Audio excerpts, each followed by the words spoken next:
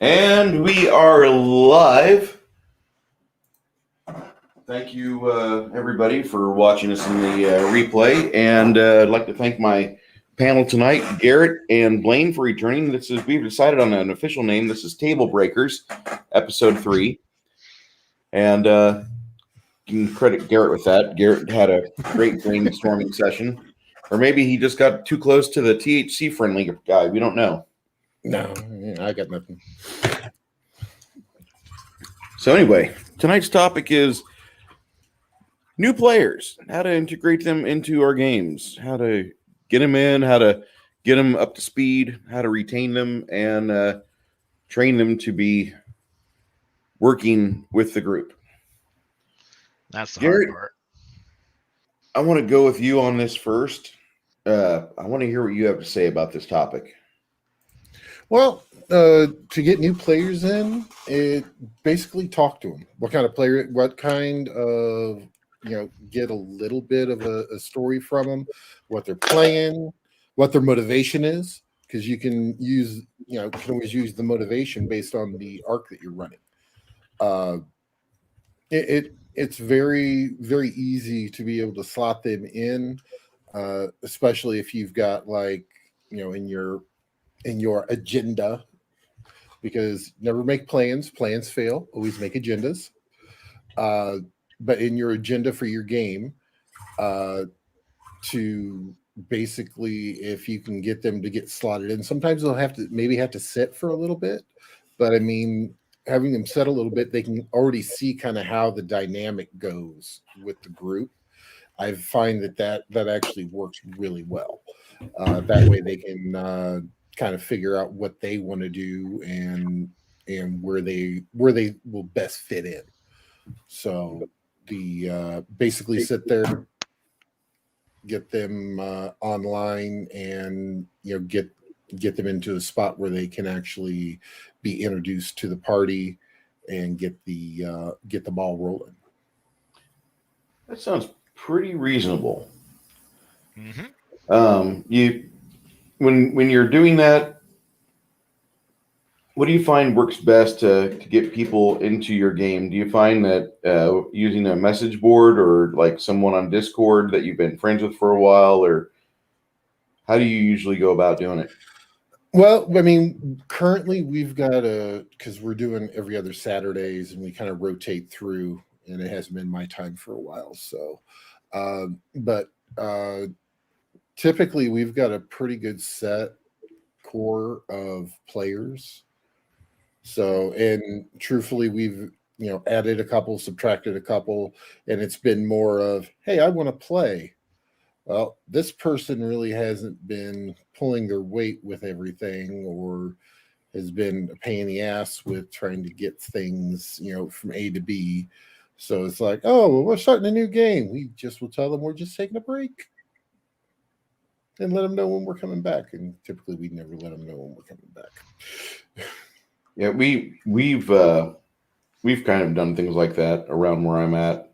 I've met some people just in person, and they turn into players, and it lasts for a little while. I'm going to turn off Discord. I'm sorry about that. That's okay. They have things going on, but we stay in contact. And next thing I know, we're discussing what we're going to be playing for a game. And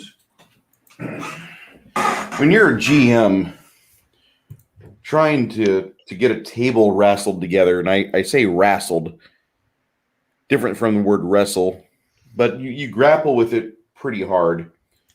And it just feels like there's sometimes where everything works easy and you can execute move after move and basically, get an entire table of 4 or 6 people in together.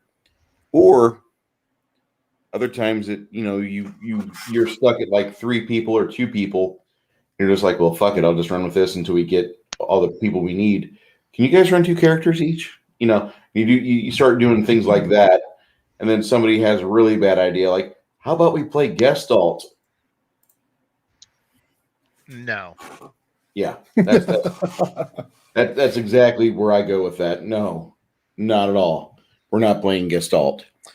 And I have an inborn hatred of that.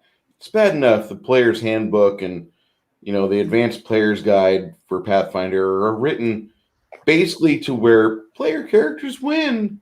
You just farm for experience points, and then worse yet, when I've played 5th Ed or watched other people get into it, it seems like it's the same thing but on crack.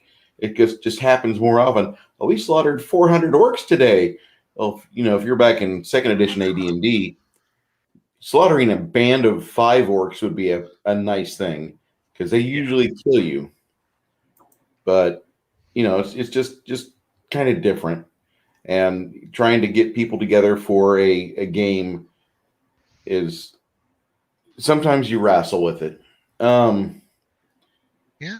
I'll talk about some other things, but I'm going to throw this to Blaine since right now we have Blaine in there. Oh God, we have a person in the chat. Shadzar says, "How the hell was I in the stream for Grumpy from September 26th?" What? Bruce, you need to delete that stream so it doesn't screw up for other people. Don't do Twitch thought mode on YouTube if you want viewers for streams. You aren't big enough to need only sub chat mode. Oh, the reason why I'm doing that, Shadzar, is that I don't want spammers. Like last time. We had the issue last time where the person came in and put a whole bunch of raunchy crap in. So it's only for 5 minutes. It's for 5 minutes, and most of these people that are hell-bent like that don't have that patience. They usually don't. They should. If they want to be a dick, they should be patient, but they're usually not. So like 80% of them hit that wall, and they just go away. That works. Yes. All right. Blaine. Unlike everybody else, what was that question? No, you have a vacancy at your table. Like half your table is, changing classes or not going to be able to make it next semester. I know you probably have a new table every semester, don't you? About half.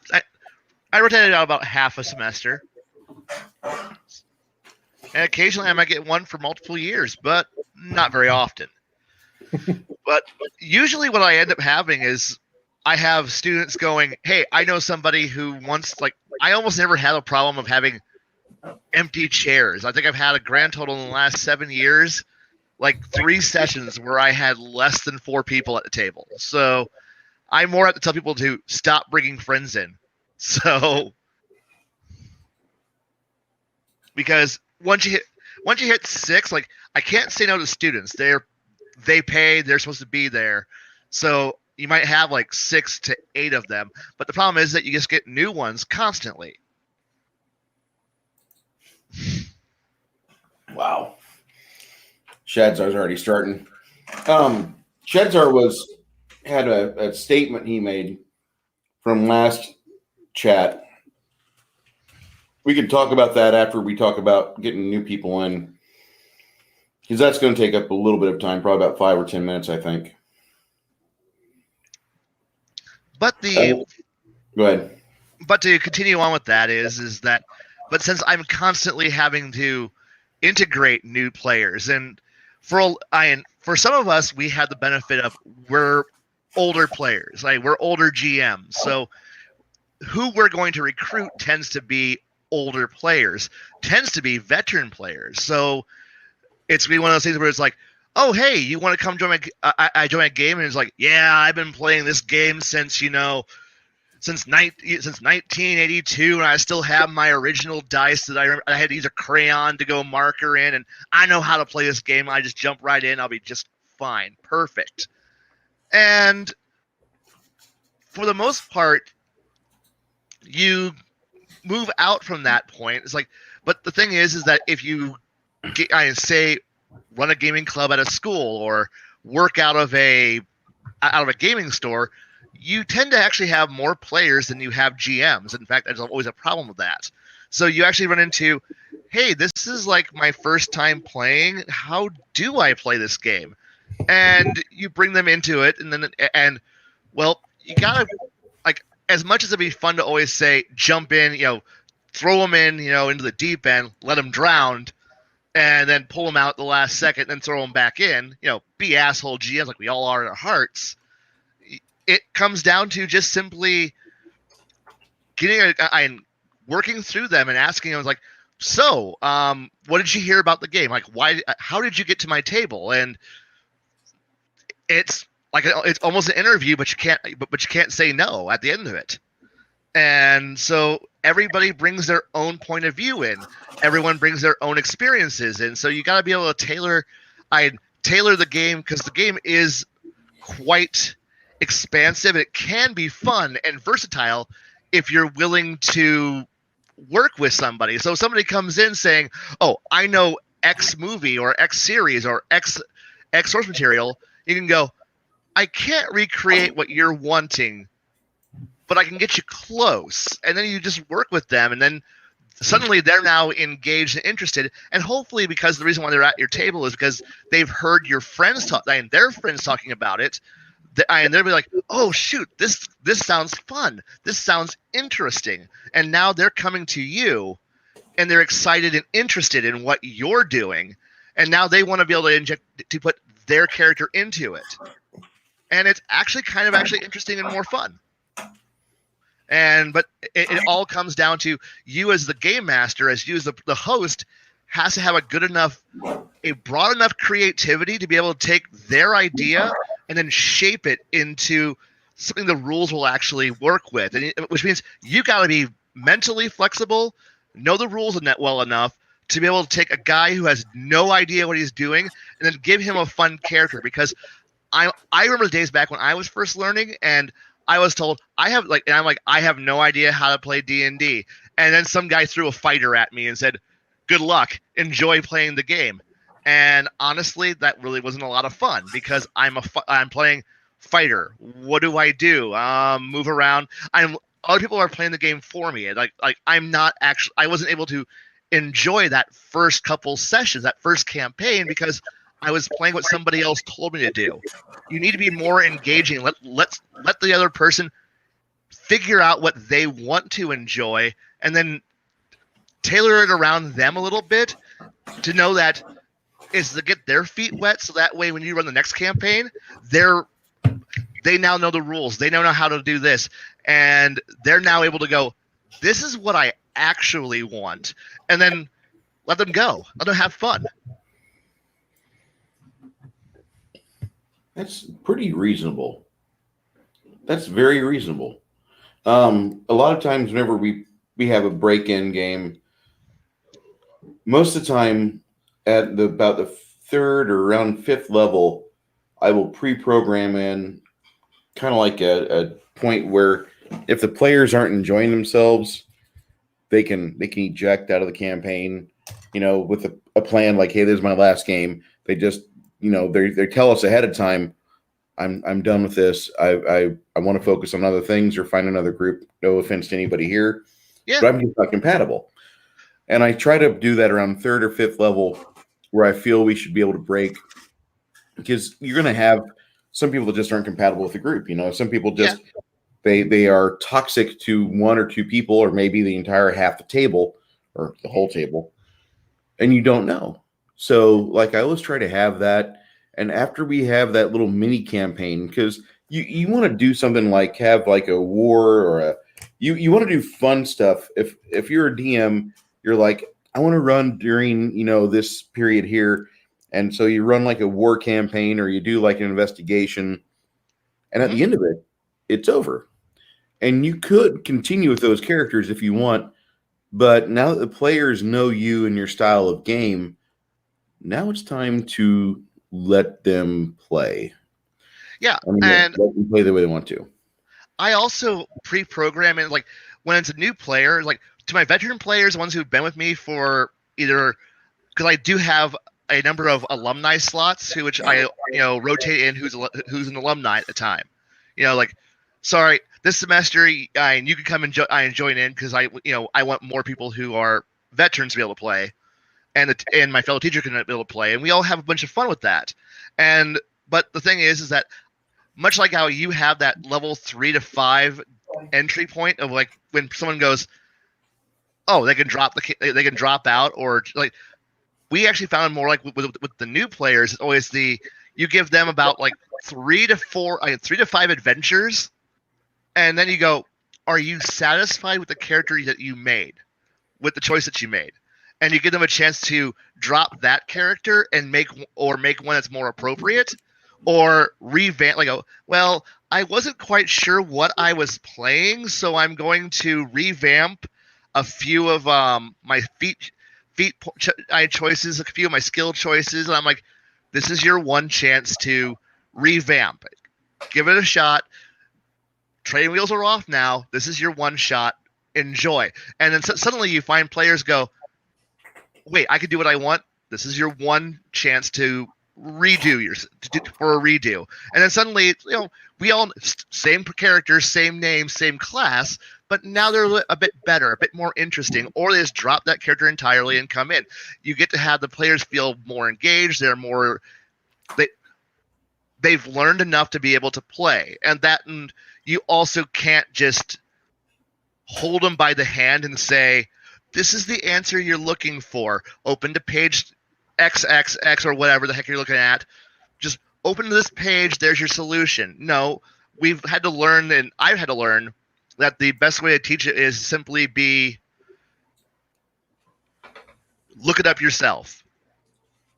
With all the resources that we have on the modern internet, with the way things work now, you can literally just say, go to Google, do a search, find your solution.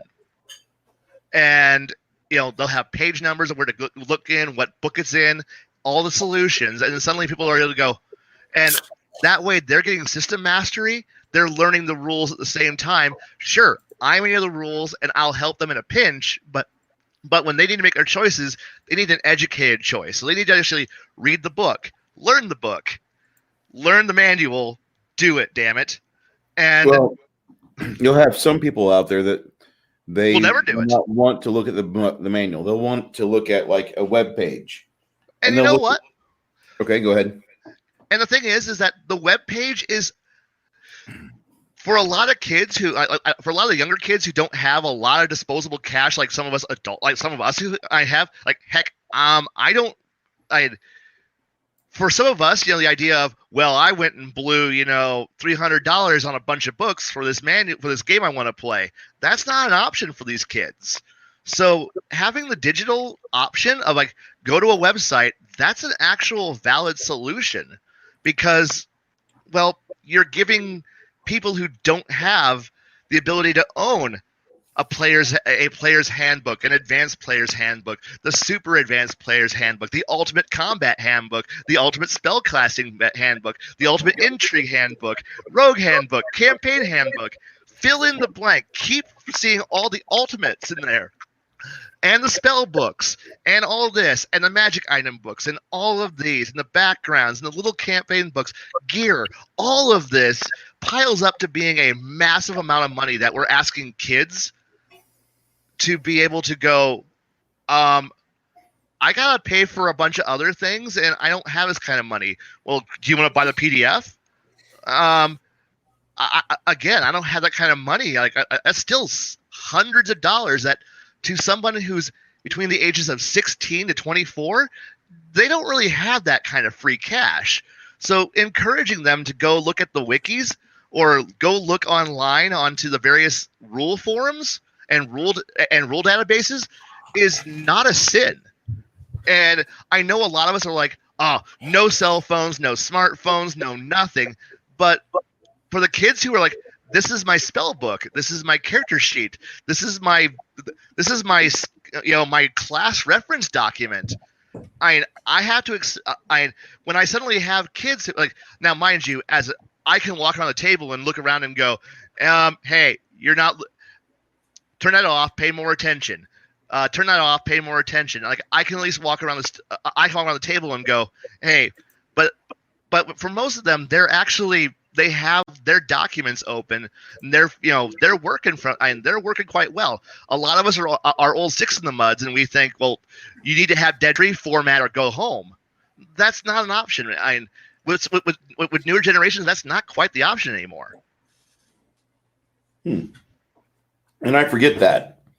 I do.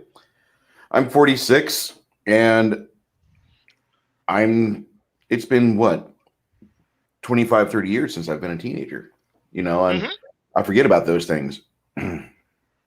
The thing is that you're good, you're walking around, you're getting to see what everybody's looking at, much like a teacher would patrol a classroom. And between me and my cohort in crime, we are the teachers of the classroom for the sessions.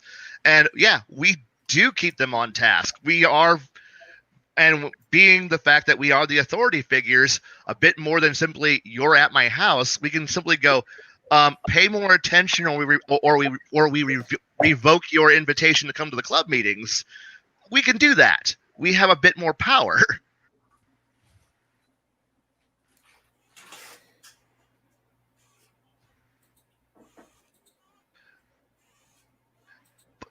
Now, as for the more than an index card of gear, you've obviously not played with people who design, entire wardrobe lists and keep track of all that, or have equipment, friends, allies. That like some people have multiple index cards or reams of paper that they have written for certain characters, and they have it for every situation. So, yeah, more than an index card is it happens.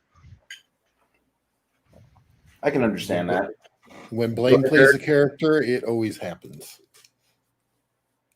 And Shadzer's like, I do not play with furries and cosplayers. Okay. Hey, I've played noble characters where I have adventuring gear, off-time gear, dress uniforms, and the whole 9 yards. You get and servants who carry things around with me. So therefore, yeah, you have a lot to work with. What was the name of that book that Margaret Weiss wrote?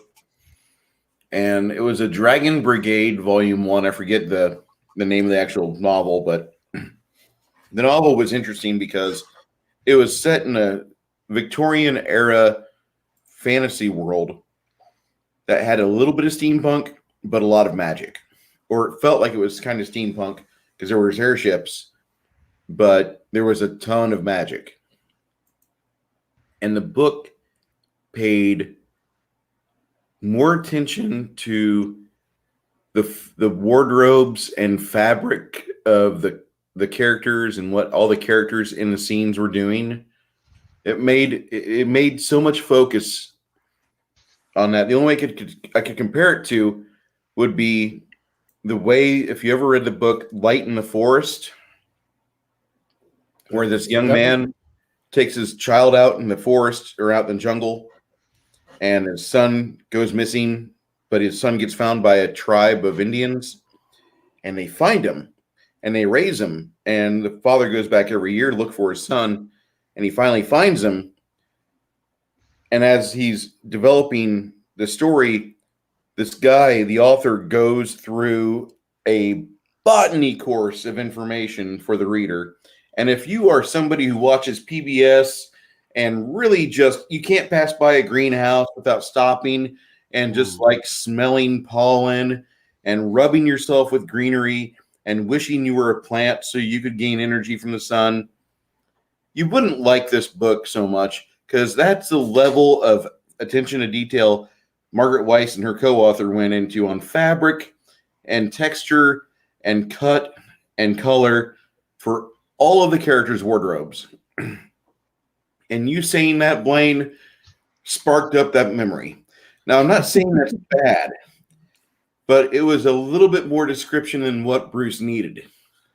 I was pretty okay with her level of wardrobe that she used for her books for Dragonlance or for the Dark Sword series. Yeah. Those were really good, but the Dragon Brigade books paid a lot of attention to the wardrobes. It was amazing. It's like watching a stream with Max, and every time he says Earth Dawn, you drink. Yeah.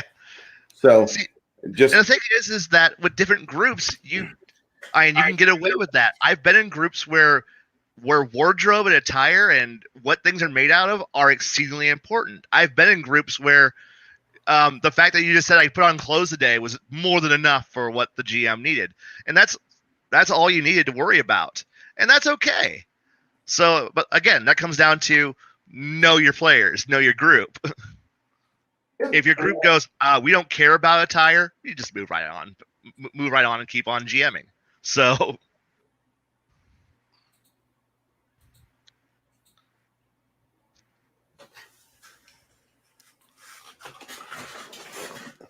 Going through the chat here.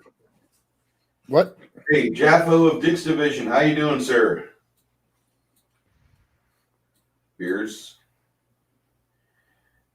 If I hand the tools and resources, I want to build all my tune stuff. Okay. yes. So, you have your game, and you run like 5, maybe 10 adventures with the party, and usually by about adventure 3 to 5, you've started to get a really good idea as a GM of how all the players are interacting. Hey, Cal, that's good to hear. And I don't like to boot people from groups, even if I don't like them. If somebody's consistently downing, like your apartment's too small, or I don't like the way that this table's set up at the game store. If they're insulting the game space, if they're insulting to other players, I don't keep them at the table. That's like the only thing that like will get somebody out of the table within like 2 or 3 sessions. That's a lie. Okay, well, I mean, if they hit on my girlfriend, Because no. Because I dogged your pizza every week for months, and I never got kicked out. yeah, but your wife would have kicked you. Oh, true. But You're it was right. it's also a loaf of bread with pizza toppings. I've gotten better. Ooh, that sounds good.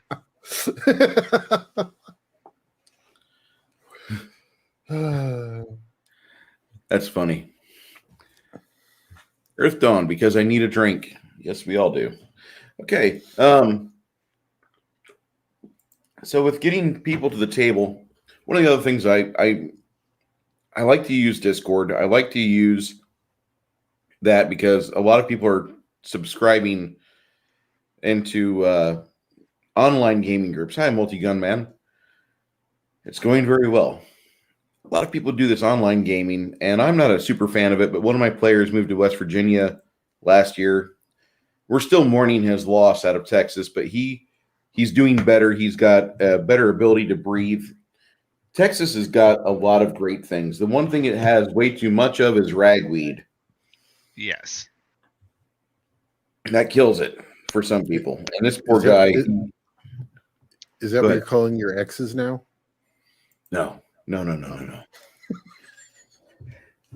We call them far worse things. But we got a lot of ragweed here, and he was just miserable. And I'm always like, what's your problem? What's your problem? And then the other day, I mean, there was 6 sneezes that I had at once, and I felt like my sternum disconnected. I must be getting old because a sneeze kicked my ass. I don't like that. So, I yeah, heard a giggle in the background. yeah, she dogs me on that shit. Aha! Sneeze like 3 to 6 times. That's normal. No. This time was 8, and it felt like part of my chest had separated, so I had to go sit down for a while. It wasn't funny, but everybody does online gaming now. Not everybody. You have guys like John who he's like, I will not do it. I want an in-person group. Okay, that's fine. I wish you luck doing that in Alabama, but I think it's possible. And Weekend trip. yeah, weekend trip. So it's interesting to hear people talk about that. But I use Discord to majority of my games. I will do everything I can to get somebody set up on that. Like we've got this character from Scotland who's in our game now. Oh, Joe. And Joe's a very young kid.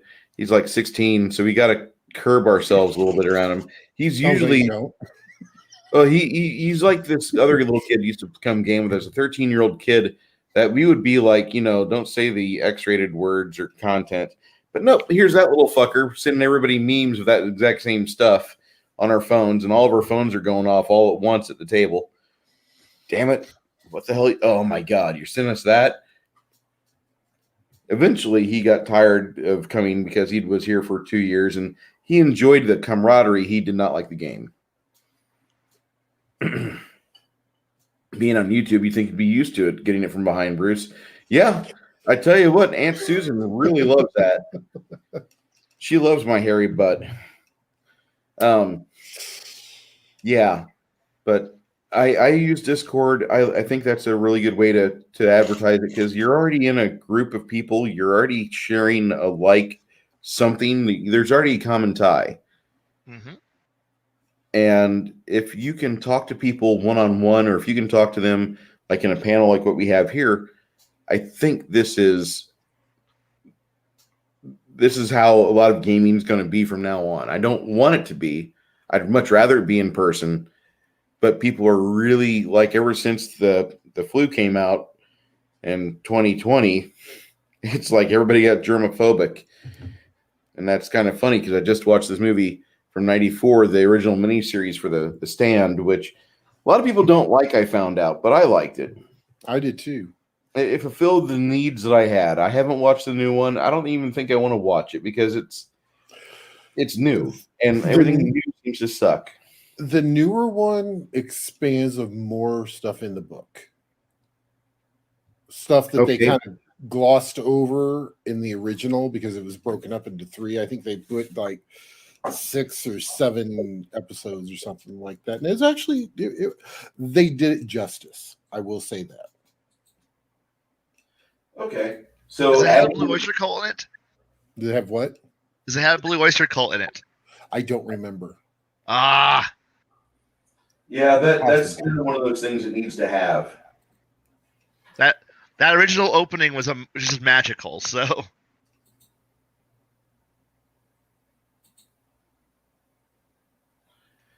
Ooh, somebody's got a Genesis version of the Warriors of Eternal Sun.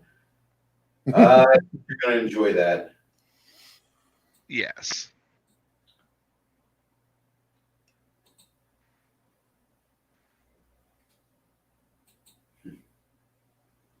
Rather be in bed pantless online to be able to play all the games. Well, as long as you're not, tubing a stream, I guess you're good. Yeah, true. That's what voice and text are for. That's what blankets are for. Yeah,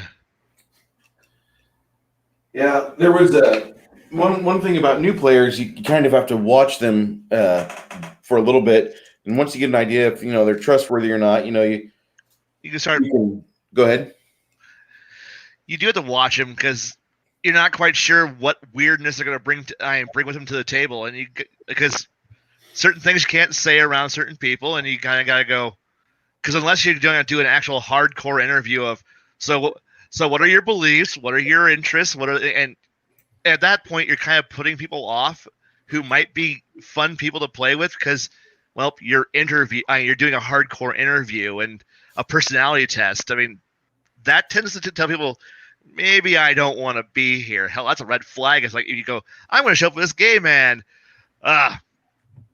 we don't want X, Y, Z, and this, and this, and this. And I'm like trying to figure out how to escape out the door faster. Because I'm like, shit, you're this strict. Okay, this isn't going to be a fun game. But then again, I have been to tables which have been really open, and I rapidly go, this was also a mistake. They're way weird. And then I'm also reaching for the eject handle and going, okay, let's pull up tight, pull the eject handle, and leave. And so that's why I don't come over anymore. I see. Yeah, next session. Like, hey, are you gonna be at the next session? I'm busy. Work. So sorry. Well, no, you have to pull the ejection handle. There is the listen, guys, I really enjoyed playing with you, but I've got a new schedule from work. Yeah, And I've done that one. I've Yeah. also had one group where I showed up for, and I literally was like, I'm going out for like, they're like, hey, we're at a break. Everyone go out for like drinks and food, and I'm like, sure thing, and grabbed my stuff and was gone. Like that was the mistake. So So you've literally abandoned a player group.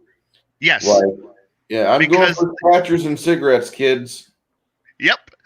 Because there's a certain point where you realize that when you realize that you've gone into the magical fantasy world where no, this isn't what I like. I'm not comfortable with this at all. Bye. Which is really weird to say because I'm have an extremely weird high tolerance to most weird bullshit. So when they hit the weird bullshit meter at the top of it, I was like, bye. Usually that's when I just sit back, grab the popcorn, and go, "What's gonna happen?" No, not on this one. Normally, I'm in your boat. Normally, I'm the one who's like the captain of the weird ship boat. Not today. Not that time. So, It's like a buddy of mine. He was a bus driver who was in some of our games, and someone goes, "We're all going to hell," and we're like, "Yes," and force is driving us because he was a bus driver. but the thing here is also in person. I don't run into so weird. It's so weird it hurts, or I need to be more strict. It's usually when I decide to go, well, I've got a free Sunday. I'll try to go join a game online. That's when I start encountering the standards. I need them. Oh, God. And leave a lot. So take care. Take care, Max. Thank you, sir. Bye, Max. I really getting a group together. Almost, you feel like a director sometimes because you're trying to see what people can hang out and get along well. Being at a game store is almost the ideal situation. Yeah, because there's like a small little, like, almost an unspoken contract of like well, you're in public, so you got to act a certain way, and that helps a lot. I'm a big fan. I used to run at a game store a lot, but you have to have it PG-13 at hardest. Oh yeah, definitely. If you can't run at PG-13 level, Uh-huh. I don't think it really works well. I really No. don't. And Hey, Carol. Yeah. And PG-13 is great. It's like I'm rapidly learning that everyone is okay with extreme amounts of violence, but you try to go anywhere else, and suddenly it's the censors come up and go, no, back it off. Like, but I'm trying to explore interesting, concepts I can teach. No, don't. All right. I'll Don't pull do back for it. now. Which is why I dream of someday being able to find, a group of a free day in my life that's not taken up, and B, adults to actually game with. So, and where I'm not having to be all PG-13. By God, that day will be magical. Like there are certain things that I've discovered thanks to the wonders of streaming, what you can mention and what you can't mention. Yep. And had an individual in another stream talking about their fiction projects, and one of the other people in chat said, "What do you write about?" He's like, "Well, I have a lot of things. I have to do a little bit of Doctor Who." And then he said something else, and she's like, "What was that?" And he's like, I write brony porn." And that derailed our entire chat. The entire chat was gone. And the panel, I'm pretty certain some people were like, "Oh my God, how stunning and brave. This person's admitting this on a stream. That's awesome." And other people were probably laughing. But I learned this just this week, what you cannot and you can talk about, because you can talk about certain things you like I'm a person who prefers brunettes. And other people are like, well, I prefer blondes or I prefer whatever. And that's okay. But when you say, I write this, No. yeah, it's like, oh God. And so we watched the school bus get airborne and then sail into the side of a mountain. And I'll never forget that, chat. That was great. That at that moment, that's when you put both hands in the air, lean forward, and go, "Whee!" Yeah. June says the cat who could drive a car. Every time he drove a car, he wrecked. I think the other weird part I'm discovering is that when everybody's in a group, everyone's normal or within reasons of normal. But the problem here is that being the guy in charge, everyone wants to talk to me in private, and that's when I find out just how weird everyone really actually is. When it's like, hey, I got this cool idea, and in the back of my head, that's not a cool idea. Could you please stop that? Or, that's a cool idea. Never repeat that to anyone who breathes ever again. But are you against it? No, I'm totally okay with it. But I'm okay with that. No one else here is. Not one person. So keep that between you and you. Don't even act like you told me anything, okay? That's cool. Plausible deniability. Yeah, trust me. Like, the less I know, the less I can say to anyone else. Oh, you're just now catching up on chat, Bruce? I've been giggling the entire time.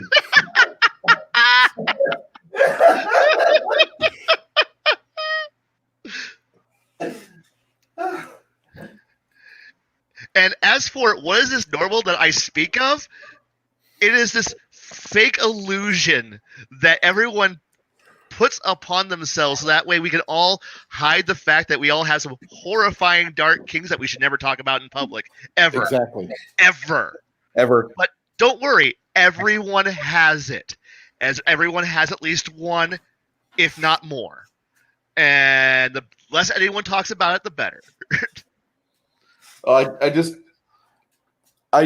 discovered that having Siri read brony porn to you is quite possibly the funniest thing you'll ever do in your life. And it was better than having Gilbert Gottfried's little video from iFunny or whatever it was where he read the 50 Shades of Grey. Oh God. And he takes the thumb and goes around and around. Trust me, I would like to not fake normal. I would just, but you know, I don't want to get thrown out of school, so therefore. But I'm just saying that if you must explore, go for the exploration all the way. Do something horrible, deviant, and that way. No, it's not a pony porn poster. It's a different flag behind that flag. Well, no, he says he's accusing you of having a Pennsylvania behind that poster. Oh, man, no. Okay. No. Okay. So, and by the way, don't ever talk about brony porn to your first time player. You'll never see them again. Or worse. Yes. Or worse. They'll suddenly go, "Oh, you're a brony too? Oh, crud." And now you've opened a door of like you can't close. Like you open the Pandora's box door, you can't close it again because they put their foot in like a used car dealer. Like, oh, I'm sorry, I have your attention now. No, you don't. No, you don't. Yes, I do. If you want to see the greatest thing ever, Google Betty White. I'm still hot, and I'm just going to leave it at that. No. Yes. The reflection off Blaine's glasses will be priceless. No, he's writing it down so he'll look at it later. just so I can just understand it now. taking notes for the future. You go, nope. No, it's actually not bad. It's a song that she did. It's actually pretty damn good. Okay, as long as it's not like the song that Natalie Portman tried to rap about 8 or 10 years ago. That was horrible. Betty actually raps very well within it. It's actually pretty damn amazing. I'm not well in the head either, so it's okay. But see, everyone loves Carol. Do you know why? Because she has cookies. Yes, Fair enough. We all dearly do love Carol's cookies. And her biscuit too. Oh my. Yes. So damn.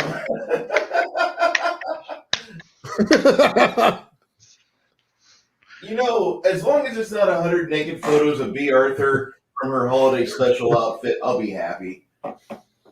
I can't strike that from my memory.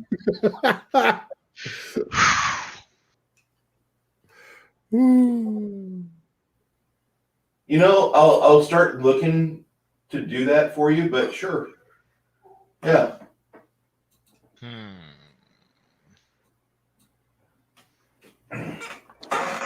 Carol's thing is goggles, by the way. The goggles, they do nothing. The goggles stay on. The goggles do nothing. After we get these new people to the table, we're playing them with the rest of the group. They've integrated. At what point does the newness wear off of them?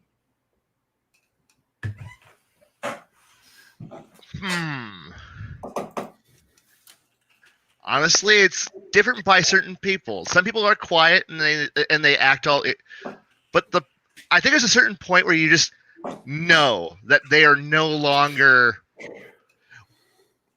new. Like you just can just feel it. Some people are just always going to be that new guy, and you're just going to be like, God damn it, whenever they talk, and you just got to deal with that. But sometimes that I think the point where I stop, where you pull the training wheels off of them and let them go, and then crash into a tree at their own will, is the point when they start to quote rules back at you, or make intelligent questions as if they're planning something, and that's when you know that they are no longer that fresh newbie that you're like, oh, isn't he cute? I could punch him in the face; it'll be great. But that point when they're just like, so, hey, GM, I got a question about this rule here. All right, go ahead. And then they ask you, and then you have a little interaction, and then like a half hour later, oh yeah, that thing I asked you about, I'm gonna go do that. Or hey, what's your read on this? And that's when you go, your water wings come off now. Push. Into the deep end. Good luck. But I wasn't ready. No, you're ready. Good luck.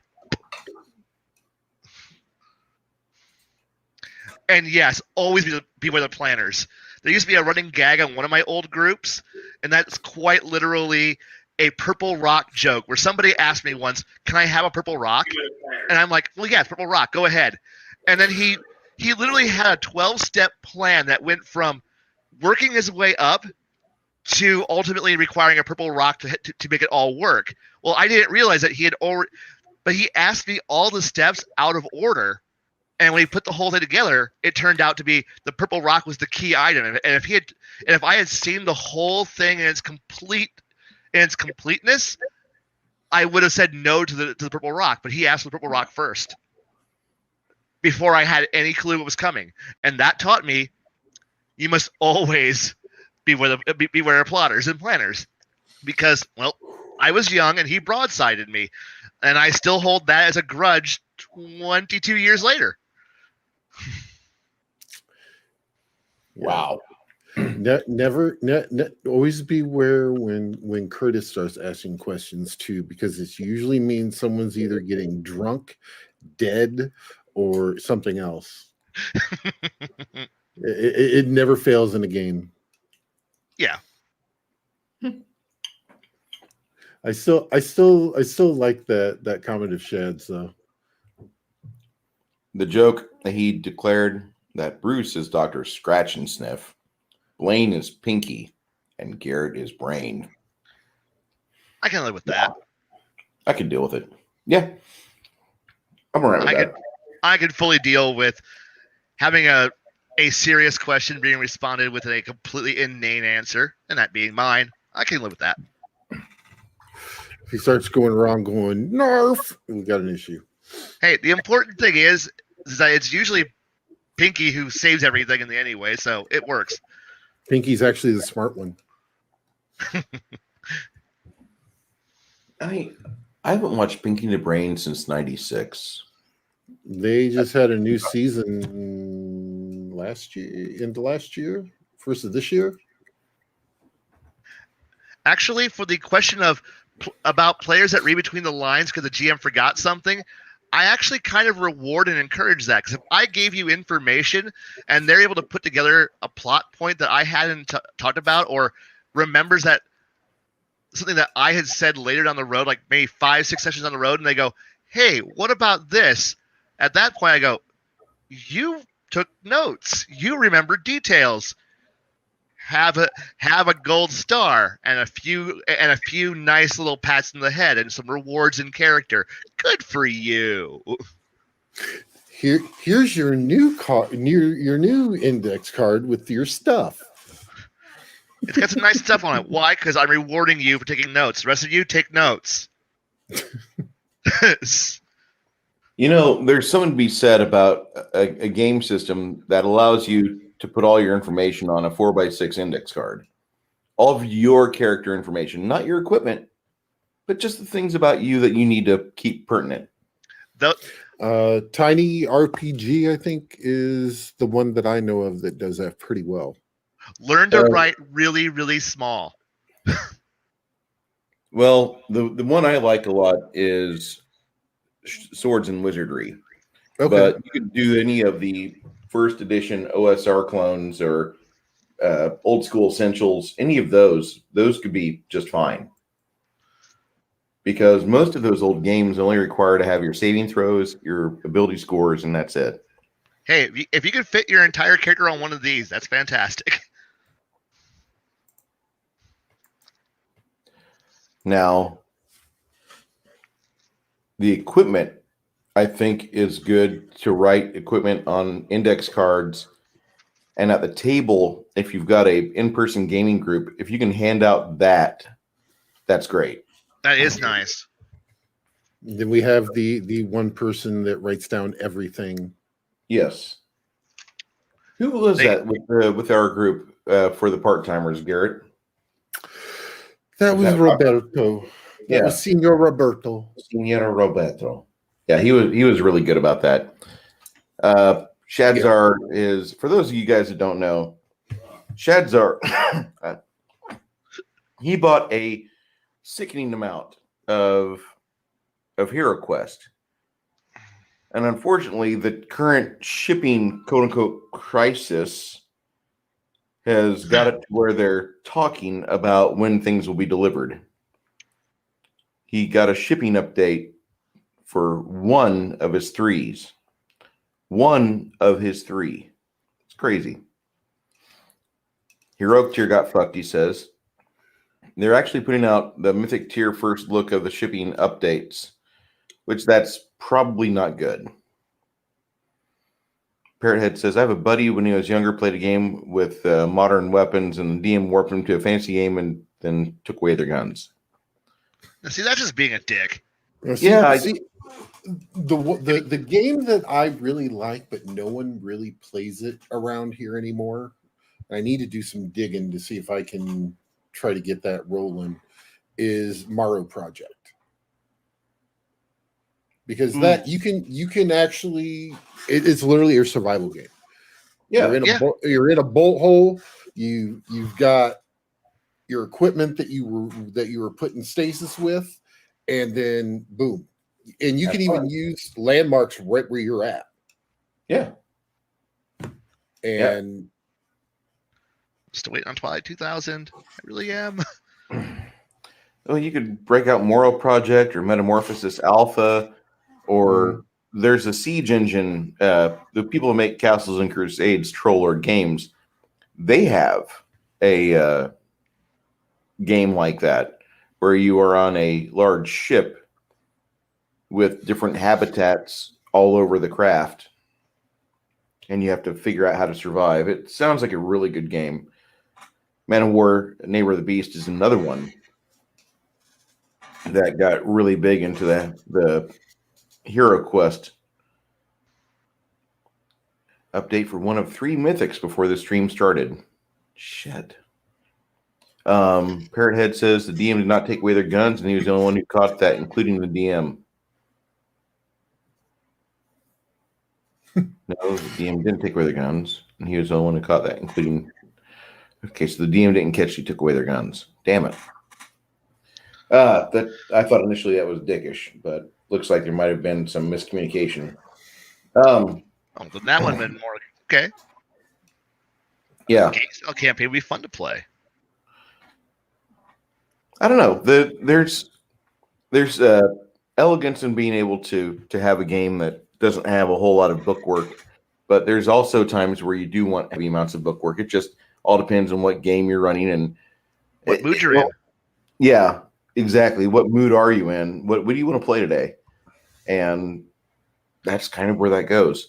And Go ahead. And sometimes you do have to worry about having what you as a GM want and what the rest of what the players want. And sometimes you got to tailor the fact that you may want to, like, I may decide that one day I want to run a very rules light, story focused game, and then I'm told by everybody else, no, they want to keep playing Pathfinder, they want to keep playing Dungeons and Dragons. And at that point, you just kind of go, welp, I guess I can either tell everyone else to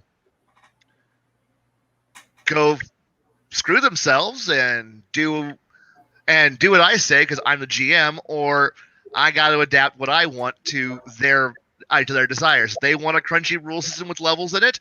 We're gonna play a crunchy rule game engine with levels in it. That's what we're going to do, and we're going to have fun, and I'm going to make the game tolerable for me and playable for them, because at the end, everyone has to enjoy having fun.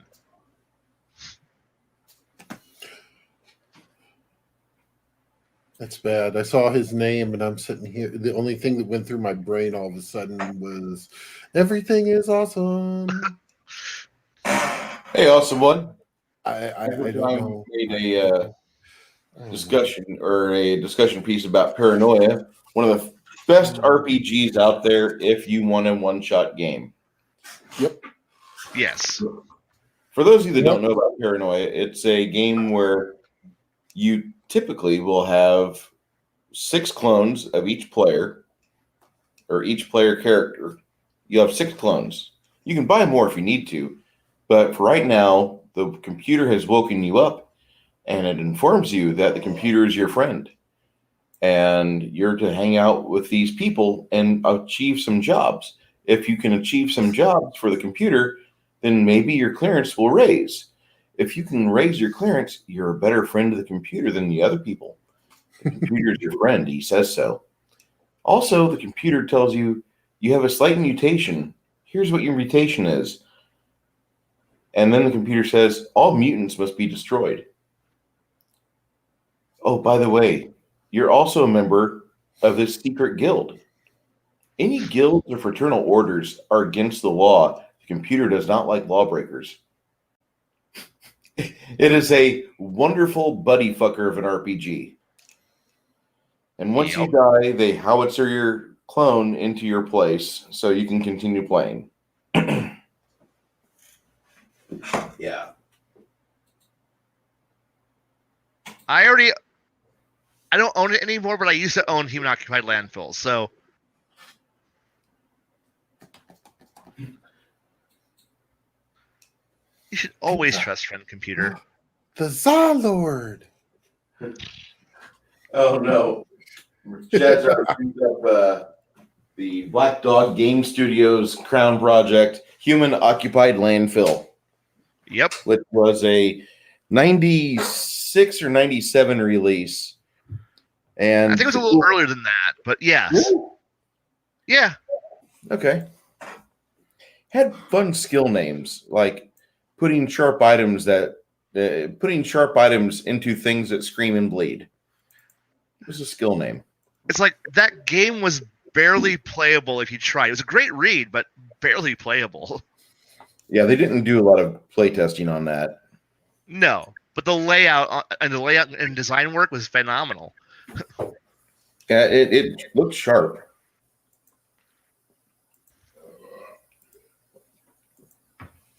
Your internet hiccup, Bruce. My internet hiccup. Yeah, your quality just went. Yeah, yours just did too. Blaine's is still sharp. Mine's sharp on mine, so I don't know. Interesting. Okay, so we're at the hour mark, and we've discussed various ways to integrate players into the table. I would say use Discord or a live gaming group, a game store if need be. It's a wonderful place to meet people. Probably not the best place to run a game, but if you want to get quote unquote street cred with the local gaming scene, running it at a store never is going to hurt it. You're just going to help increase their profits. Also, stores are great for first contact, where we get to first meet a player, because they at least play nice for a little bit. Yeah, I would agree with that. It's a good place to get in touch with people, and if you can get on the game store owner's good side, if you can become an acquaintance of theirs or somebody who's trusted by them. Garrett, how long were you a key holder at the store in Washington? Couple 3 years. Yeah.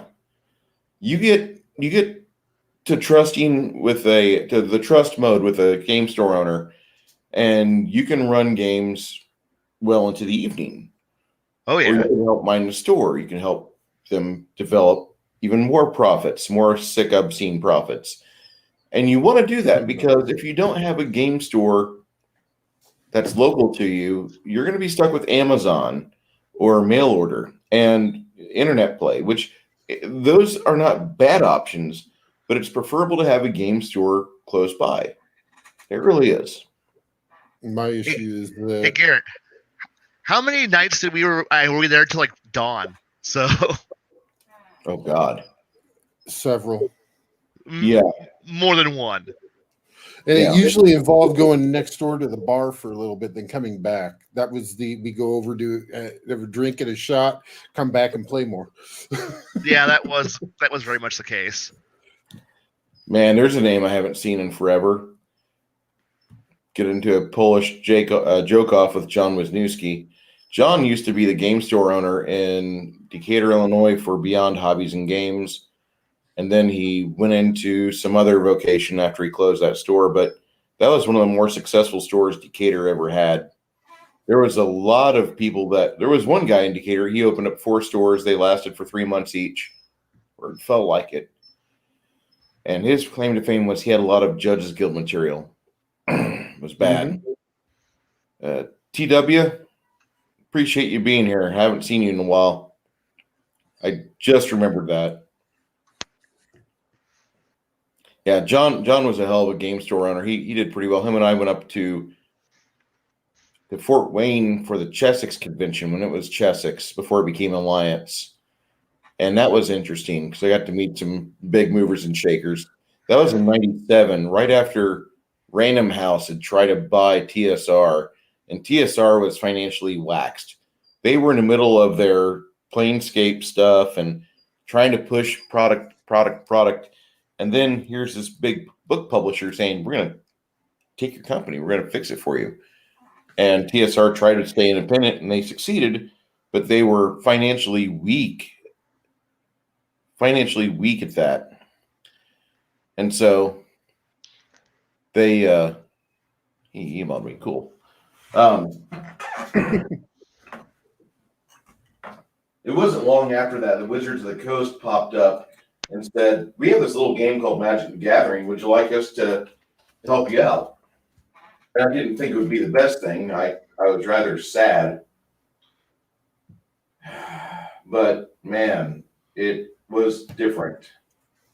Well, I'm just happy that one little part of TSR got bought out and is still being produced. So, Yeah. which is Dragon Dice. Wait, that's still around? Oh yeah, they're still they had tournaments at Gen Con this year. Okay. I was in a couple. Someday I need to play that game just once to see what it's like. It's fun. All right. I have to find all my dice, and I mean, I've got 2 huge bags. That's the negative right there. Oh, Yeah, you have a good edition of a game come out for 4 or 6 or 10 years, and then a new version comes out that is not as friendly or compatible, and you've got to convince the store owner to keep letting you run the old stuff.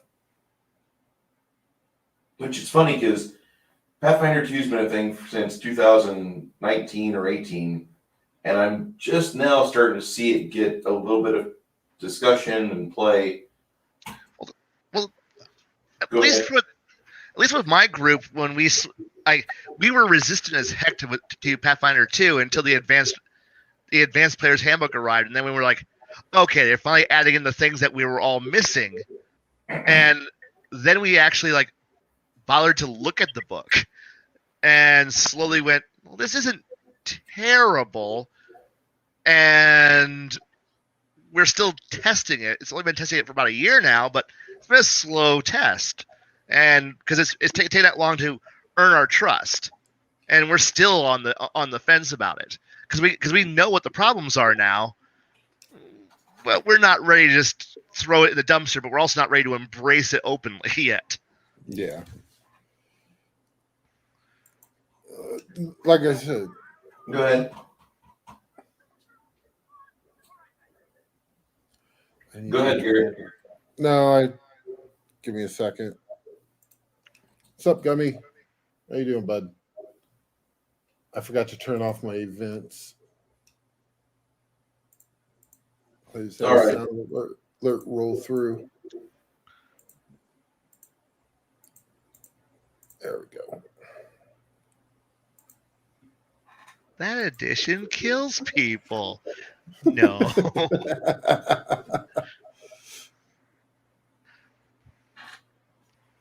I like a lethal game. I prefer a lethal game. I wish the GMs that were local to me would run a more lethal version of 5th edition than what I'm hearing about. I go to a game So store. hard. Say Yeah, again. it is hard. It's so hard to kill anybody in 5th. And Pathfinder 2. It's damn near impossible. Well, the thing is that the one that I'm doing now, which is the Stargate SG1, is based off of the 5th edition SRD or Open Gaming, whatever. They've changed some stuff in it, so like the Zats are in there, stuff like that's in there, and it's basically it's they get the 4th level to get 2. They bump everything up by 2. I enjoyed it. There's only a couple things in it, and when I get to that in that presentation, I'll go over that, which I didn't enjoy. But for the overall, it was actually pretty good. I mean, the advantage disadvantage is in there. I can live with that. But I mean, overall, there's just one mechanic in there that makes no sense and shouldn't be used at all. Yeah, I've not heard of a lot of people discussing what they like about Pathfinder 2. I don't hear a lot of that. There's some people out there that really enjoy it, like GM Fritz from one of our affiliates at the Gatekeepers. But he's one of the few GMs I know that likes to run that game. Everybody else says Pathfinder 2 is a little too intensive for what a game should be. There's too many switches you have to toggle in order to keep a game going, and then you have to remember to toggle those off when the event ends. Otherwise, another event will start and the players are at severe negatives because last time you guys were in an adventure, you were in a burning room. Your con should be restored by 2 points out of 12. What? We took 12 points of con damage? Yes, it was smoky, remember? God. And it sounds like people don't like the book work. Yeah.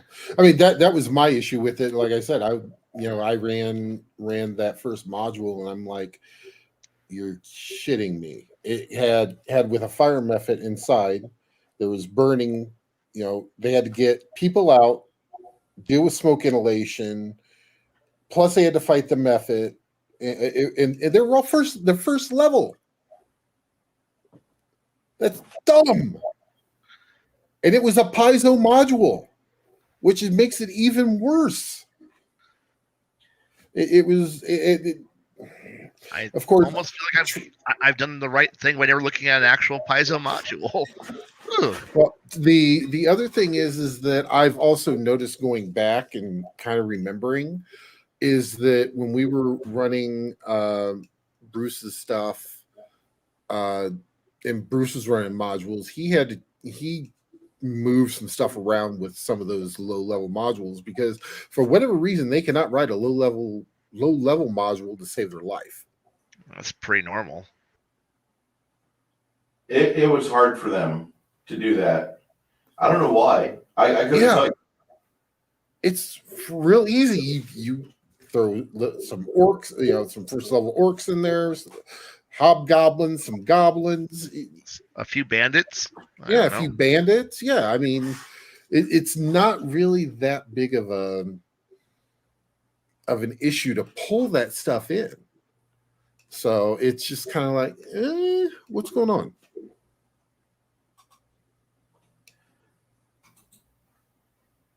Yes, GM Alcove. Thank you.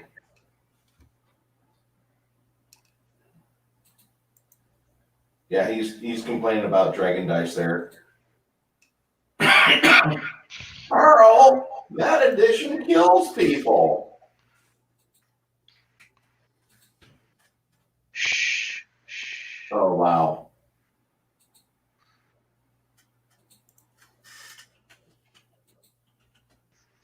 Yeah, Indigo, you may want to subscribe to Baron G-Rock because he's doing an entire dissertation, almost chapter by chapter, on Stargate SG-1 RPG. Yep. TW, I'm looking for your email, and there is GM Alcove.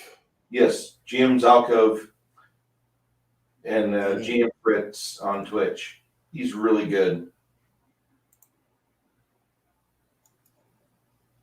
Oh, that's crazy. Becomes classes 6th level. Okay. Not a lot of it's in it for non-combat encounters, which is great. And then there's there's my YouTube link. If you have Twitch. And that's my Twitch.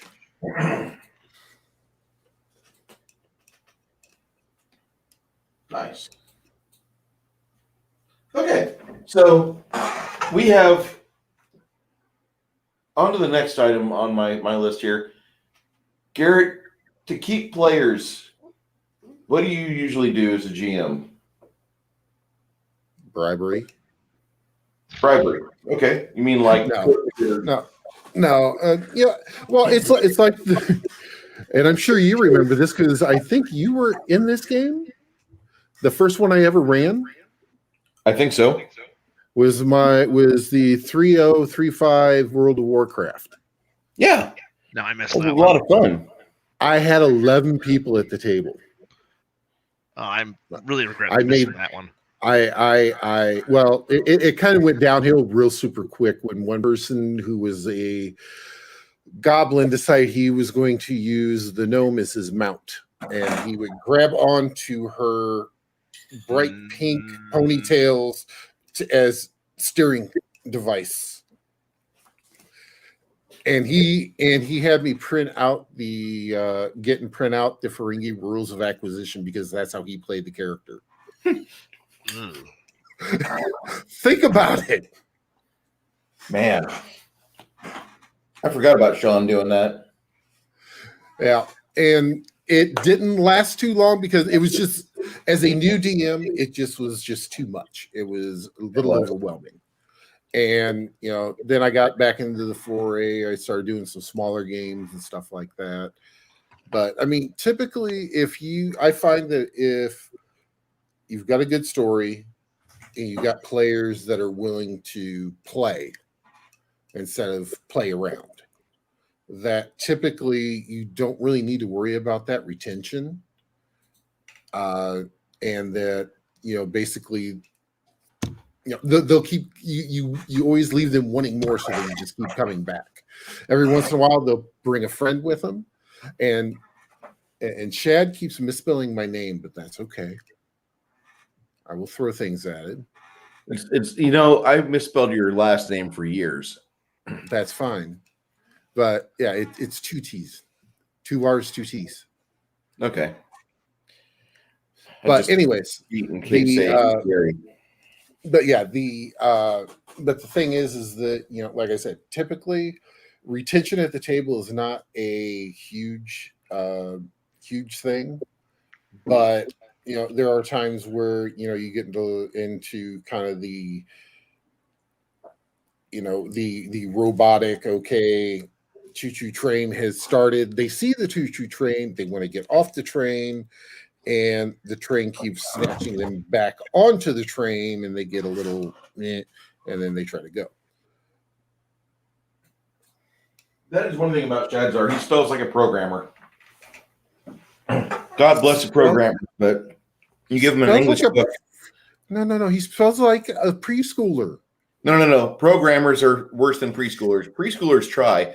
Programmers, the keyboard didn't get it. Fuck it. But yeah, I mean that's basically how I deal with retention, basically of players, is that it typically isn't something I really need to worry and need to really crack down on. I only worry about it because, like, lately, this past year, with the pandemic going on, it seems like with all the people that had to change their schedules, half my table disappeared. And I'd been running that table for 3 years with 7 to 8 people per session. Now, others have left, and that's fine. You do that, you have people drift in and out. But the main thing is that I'm always looking for a group that can work together and not buddy fuck itself. I mean, you're going to have, like, the rogues are predisposed to fuck with other players throughout the entire campaign.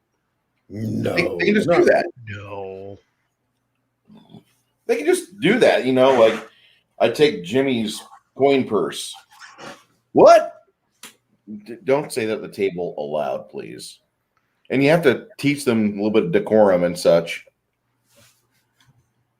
Never say the quiet part out loud. It's the first rule. Yeah, Bruce try to get people to keep, like little kids trying to steal my coin purse. Yeah. So my MO was, well, I'm a cleric. My coin purse is in my cod piece. I will know if it gets taken. There's a Catholic joke in that somewhere. Oh, there is, but I'm not making it. Okay. While we drive past the obvious, no, I was in keeping the rogues, like in the old days, it felt like you had to police the rogues more with the game. Come on, guys, be a party. Don't fuck over everybody. Don't steal everybody's fucking heirlooms. God damn it. And that was like my biggest problem for like the first 5 to 10 years of being a GM after I got out of the military. It was just pain in the butt trying to keep everybody together, stop fucking everybody. Stop trying to seduce everybody at the goddamn table. We all know you're open. That's great. But it was just a pain in the butt to try to find a group that meshes together. And when you have a group that they're together so long, they start celebrating their birthdays together. They go from being table compadres to best friends. Yeah. That's kind of where there's this magical realm for you to have. And it won't last. You're going to have that table split up at some point. But you have things that happen. Go ahead. But the part is that if you have a table like that, which everyone's so connected, and it will break up. It never as long as you have them like on instant messenger or email, or you can Skype them later. It's often fun because you can actually like message them out of the blue and go, "Hey, so and so, I need you to. Here's the situation that's happening. How would you handle this if you were near the table, like another person, and suddenly you have a hidden co-GM that you didn't know about, and that your players have never met, that your current players have never met, and now suddenly they're going, well, of course it's just one of Blaine's NPCs. I can just go up there and go do this. I can do this one little act to him, and it'll be no problem. I'll walk right through it. At which point I kind of go, one moment. And I hit speed dial and go, okay. And then I follow the battle plan that was sent to me by somebody else going, oh, yeah, they're going to do this and screw with this. Here's how you kill them and obliterate them. And they go, huh? What? I'm sorry. You went after somebody who was actually a player character like you. But they're not at the table. That doesn't mean a damn fucking thing. They're players. They never quit being players.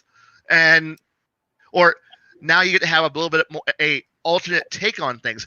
I have my way of playing. I have my way of running, and you can you can outsmart me, but can you outsmart somebody else who's playing the op4, who's not me? At that point, I become judge. I am judge and jury.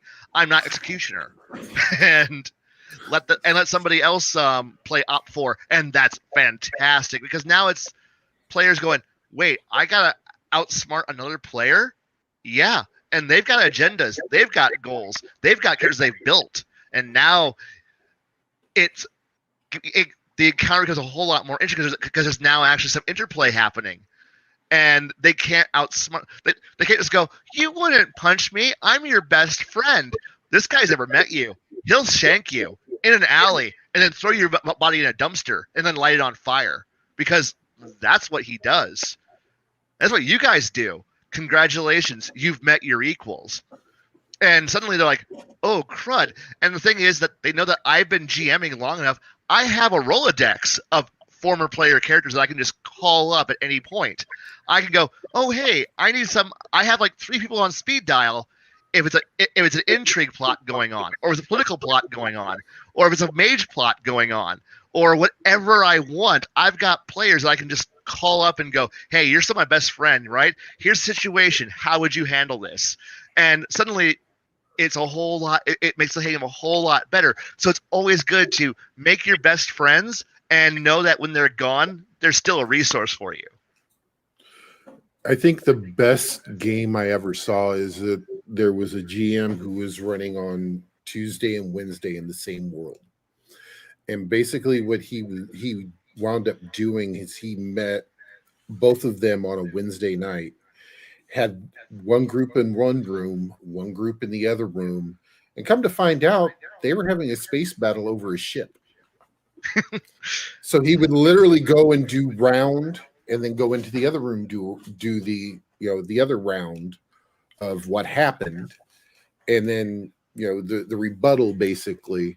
And it totally blew both parties' minds because they were used to the GM's tactics. Right. Now they're dealing with tactics of people sitting at another table. Yep. And my best one I ever had was I called five old players up. They all made characters, and so there was the main campaign, and in the background there was this battle royale bloody conflict going on between high level characters who are just blowing up towns and stuff in the background. The whole party's going, what's going on? Can you tell me what's going on here? And here's me, the GM going, I have absolutely no idea what anyone has planned. All I know is that there's a fight going on about 3 counties over that's going to end up with a town disappearing off the map. What happened? 2 wizards went at each other. Well, why? Because they hate each other. What more do you need? And they're all having a fight over who's going to get an artifact. And it's this great, wonderful thing. And then ultimately, like, one day the party goes, we're going to go chase after one of these people because obviously it's an interesting NPC. And then I'm like, you won't want to do that. Why? Because that player's going to eat you. But go ahead. Do it. I think that the time where I let somebody be an associate GM, he had quit our game to go finish up his master's up in Utah. And we were still playing through the Slumbering Czar saga, which I will never not love that adventure. That particular night he returned, and that was the night where the D&D players were saying, we're going to take on this tar dragon outside the city.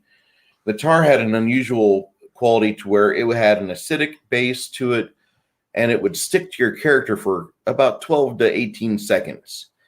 Long enough for him to get another breath in and exhale it on the party.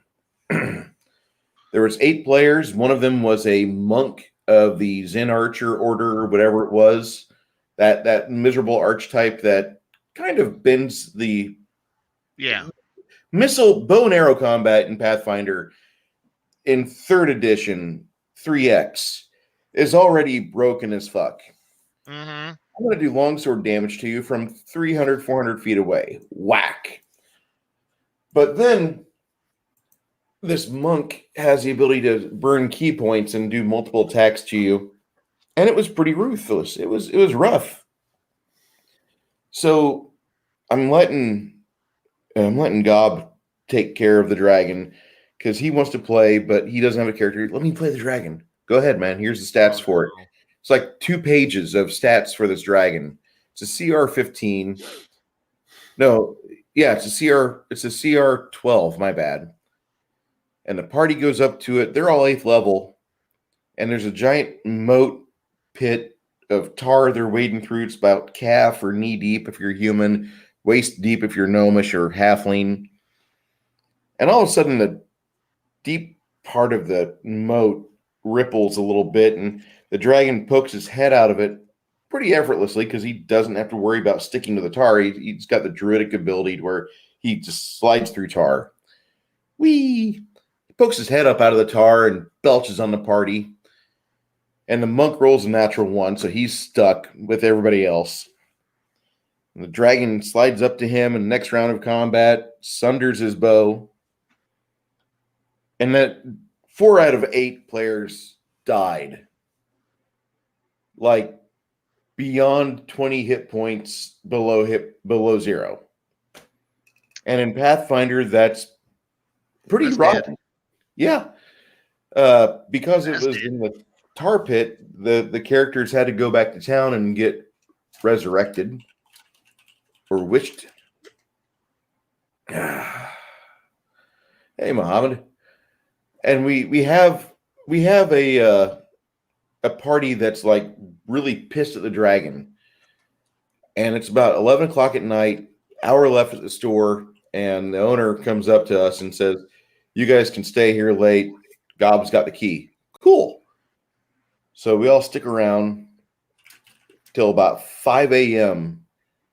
and they had a TPK on their 2nd attempt, and on the 3rd they finally killed the dragon, but they burned through their entire winnings up to 10th level. Everybody had a sizable amount of money, like 200,000 in a guild bank somewhere.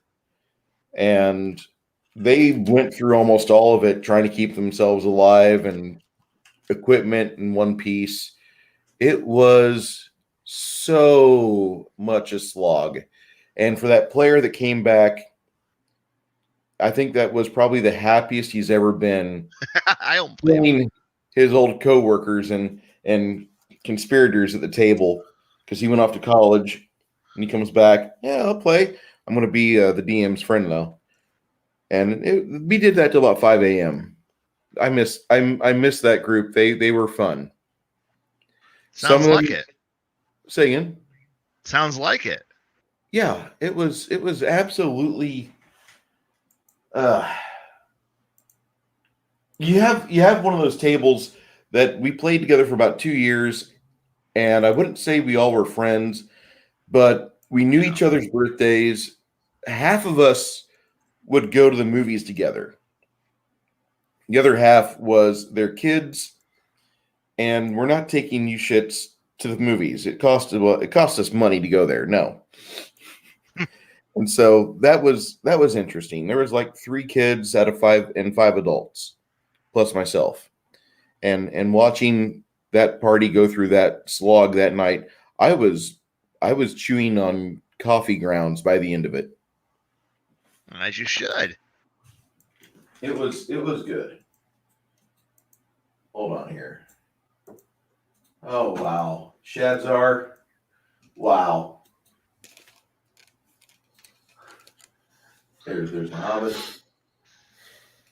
TW's been in that dungeon before. Say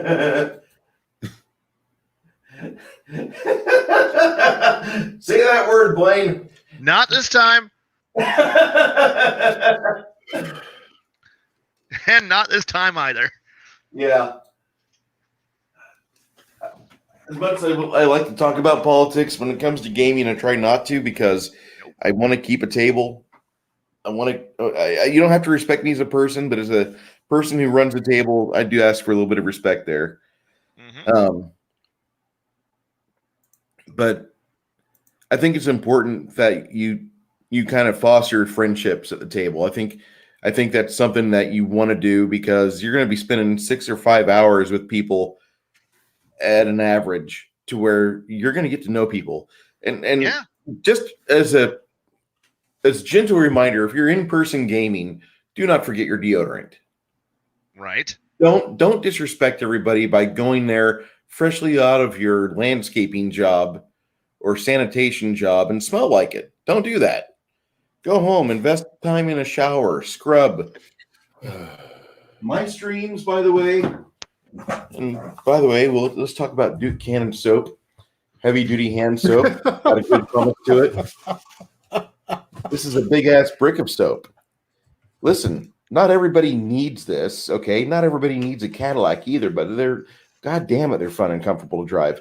And this is a super lathering soap brand. You guys, people, you want a brand of soap that's going to last you a month?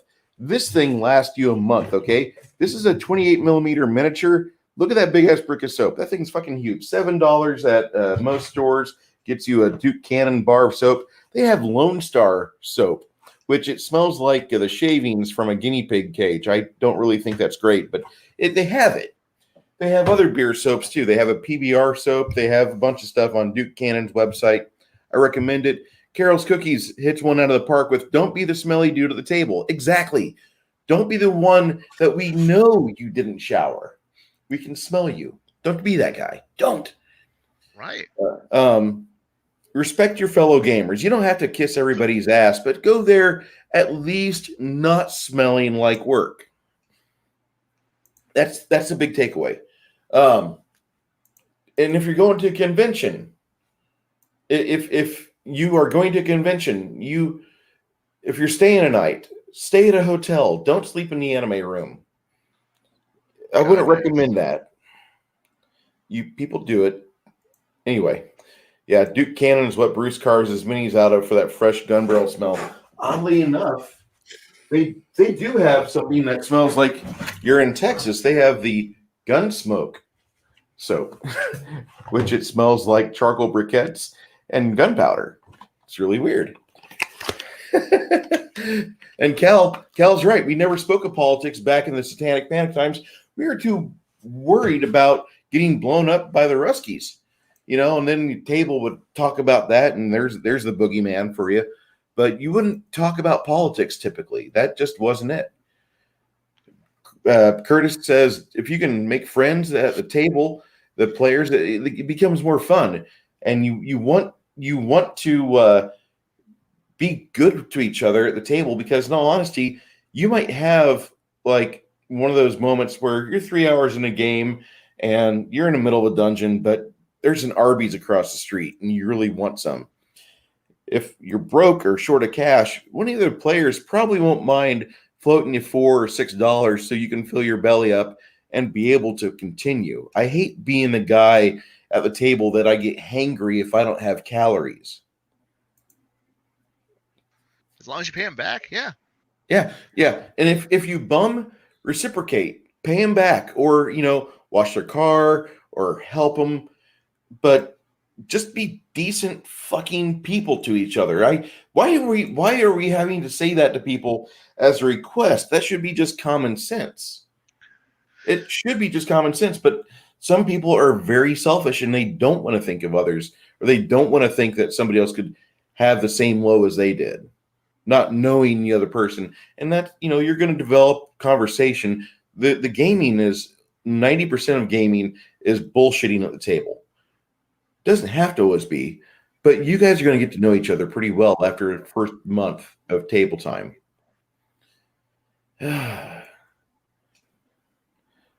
That's a nice color for a silencer on a gun barrel, says Cal. Travis says, clever marketing. Top gamers. Can I get a Bonanza soap for that Ponderosa pine smell? Ooh, that'd be nice. Here, I'm going to paste in what my chat has said. Uh-oh. Oh, no. And from NZTNT. we just summoned Demon to eliminate politicians, and we are needed again as Nice Bees needed. Give a handy, just be nice. Carol!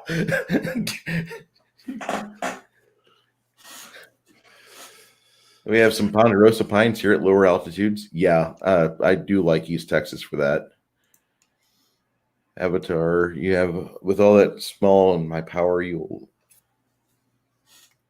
screw you with all that, with all smell. You smell my power and you will love it. Soap is bad. No. Cal's like, I grew up on a cattle ranch. Hell yeah. I did not, but I value cattle very much. And Carol apologizes. She says she's terrible, but we know she's going to do it again, and we love her for it. Yeah, the gentleman who I pasted that in from, he's a very good friend of mine from New Zealand, and yeah, he was an extra in the Lord of the Rings. He was one of the orcs, so that was cool, dude. That's rocking. That is. I heard that they had like a couple days where they took the orc extras and they had them mimic walking back and forth with a horse riding stance, kind of just ambling about this room, just going back and forth, and then saying, how would a person think if they walk like that? And they did some pretty impressive body posturing and movements and such. That movie's still it's still a very nice classic. Actually, just hit classic status, I think. The Two Towers. ISU getting to know the players now. It's just better. If your table rotates a lot of people in and out, you really don't want to get to know them all, because you have a phone full of people that are just saying, I wish you'd play it this time. And you have life to deal with. No, I have these 8 hours of the week I can deal with, and I can't give any more. And if you're able to run weekly, that's great for you. That really is. If you're running 4 or 5 times a week, I question your sanity. But if you have that time and you have that, that's great. I wish I could run weekly, but my players and my schedule, it does not allow that. Hey, Man of War, you have a restful night. Get some serious rest, and good luck on the PT tomorrow. I don't envy you on that. No. Me either. Cal's like, I'm in coastal California. Parts of that area, parts of coastal California are beautiful. Not all of California, but most of California is. Northern part of California is beautiful. I could go back up towards Mount Shasta, Paradise area. That was great. I could hang there again. It really didn't feel that different from where we were at in Peoria. Just you have mountains. But Now we got the bluff, so yeah. yeah.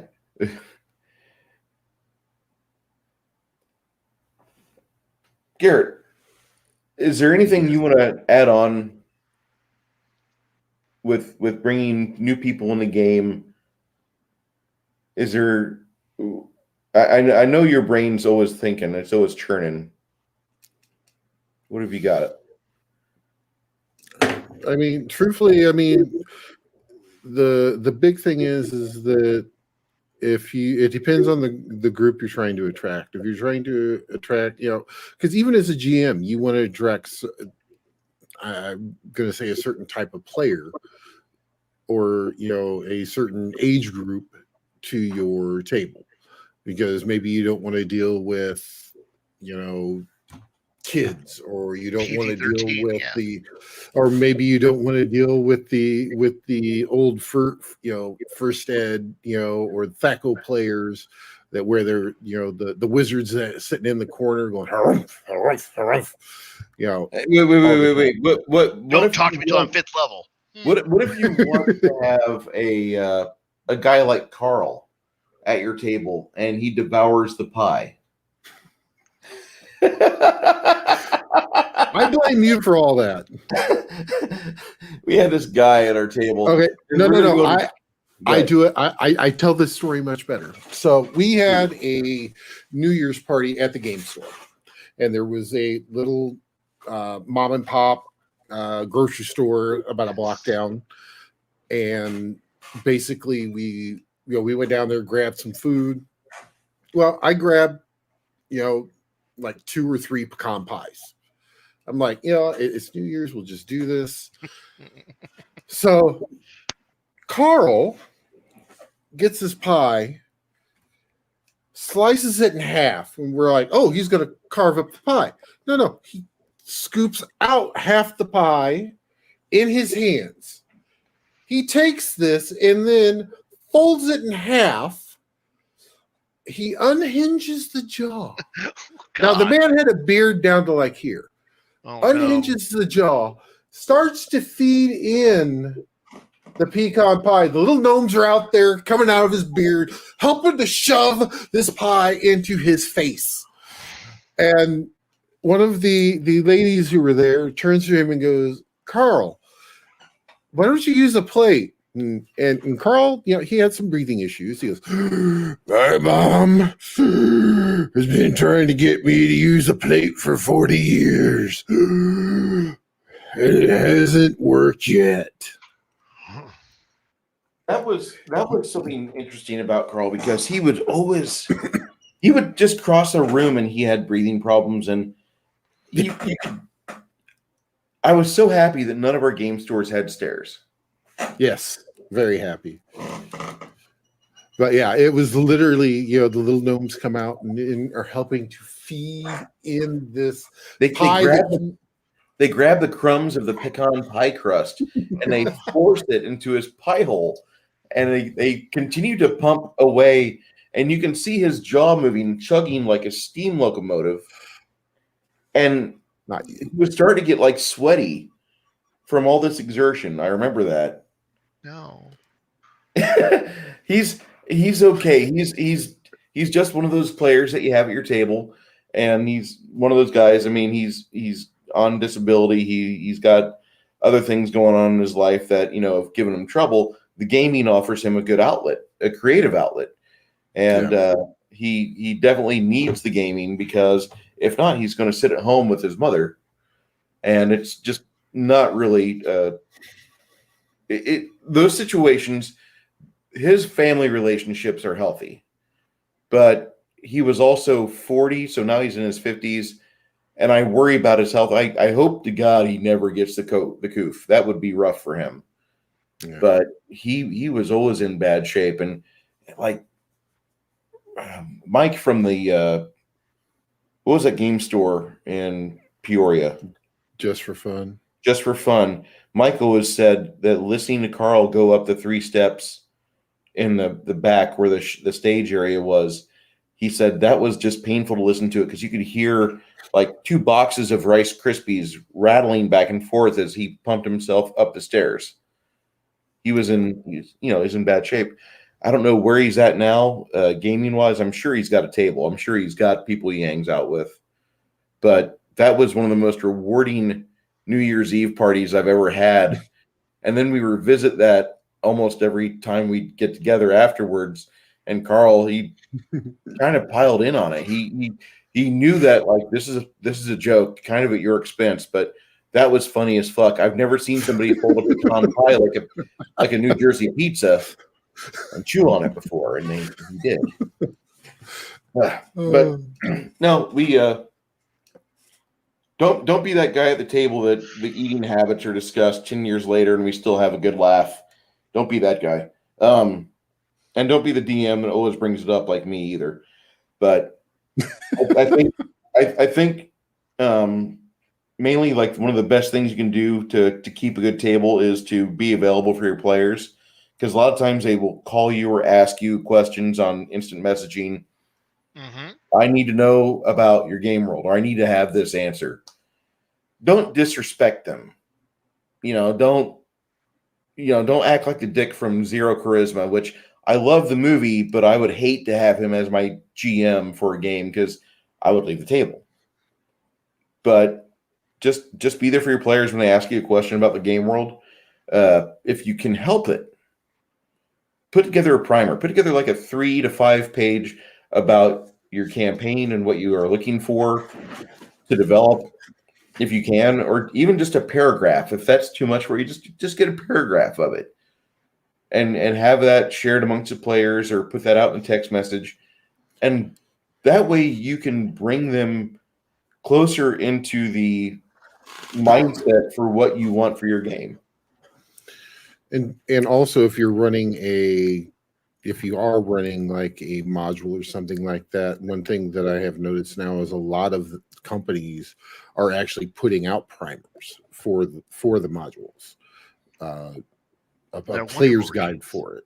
So yeah. I mean, it's great because then you can go, hey, this is what your characters know about and what they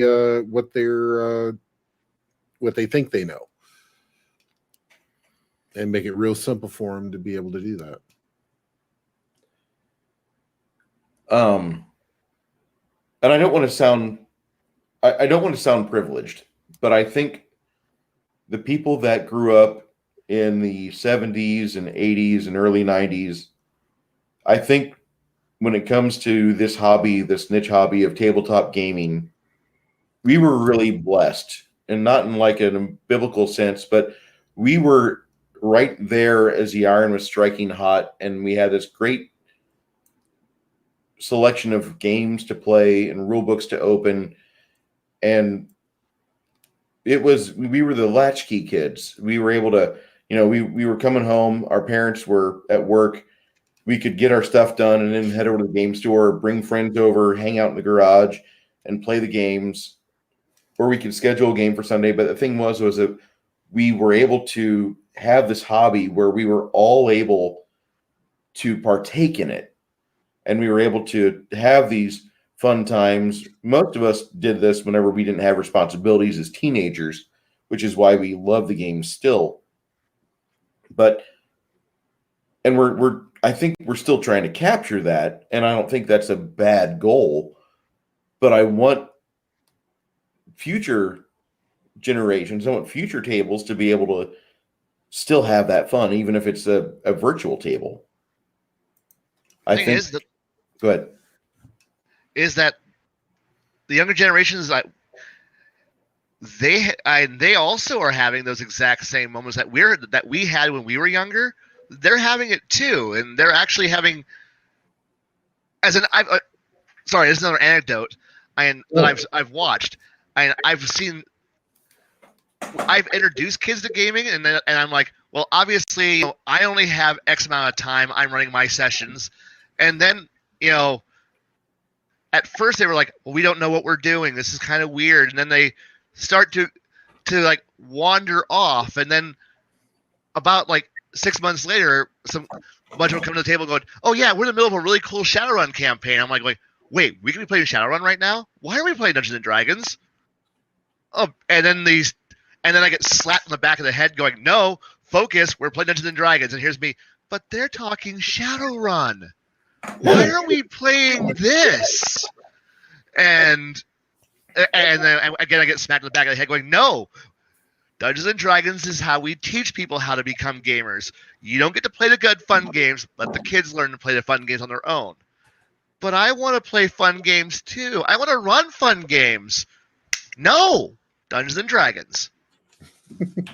Oh, but I want to play Exalted. No, I want to play Seven Seas. Stop it! Stop trying to have fun. Dungeons and Dragons. Dungeons and Dragons. Ah!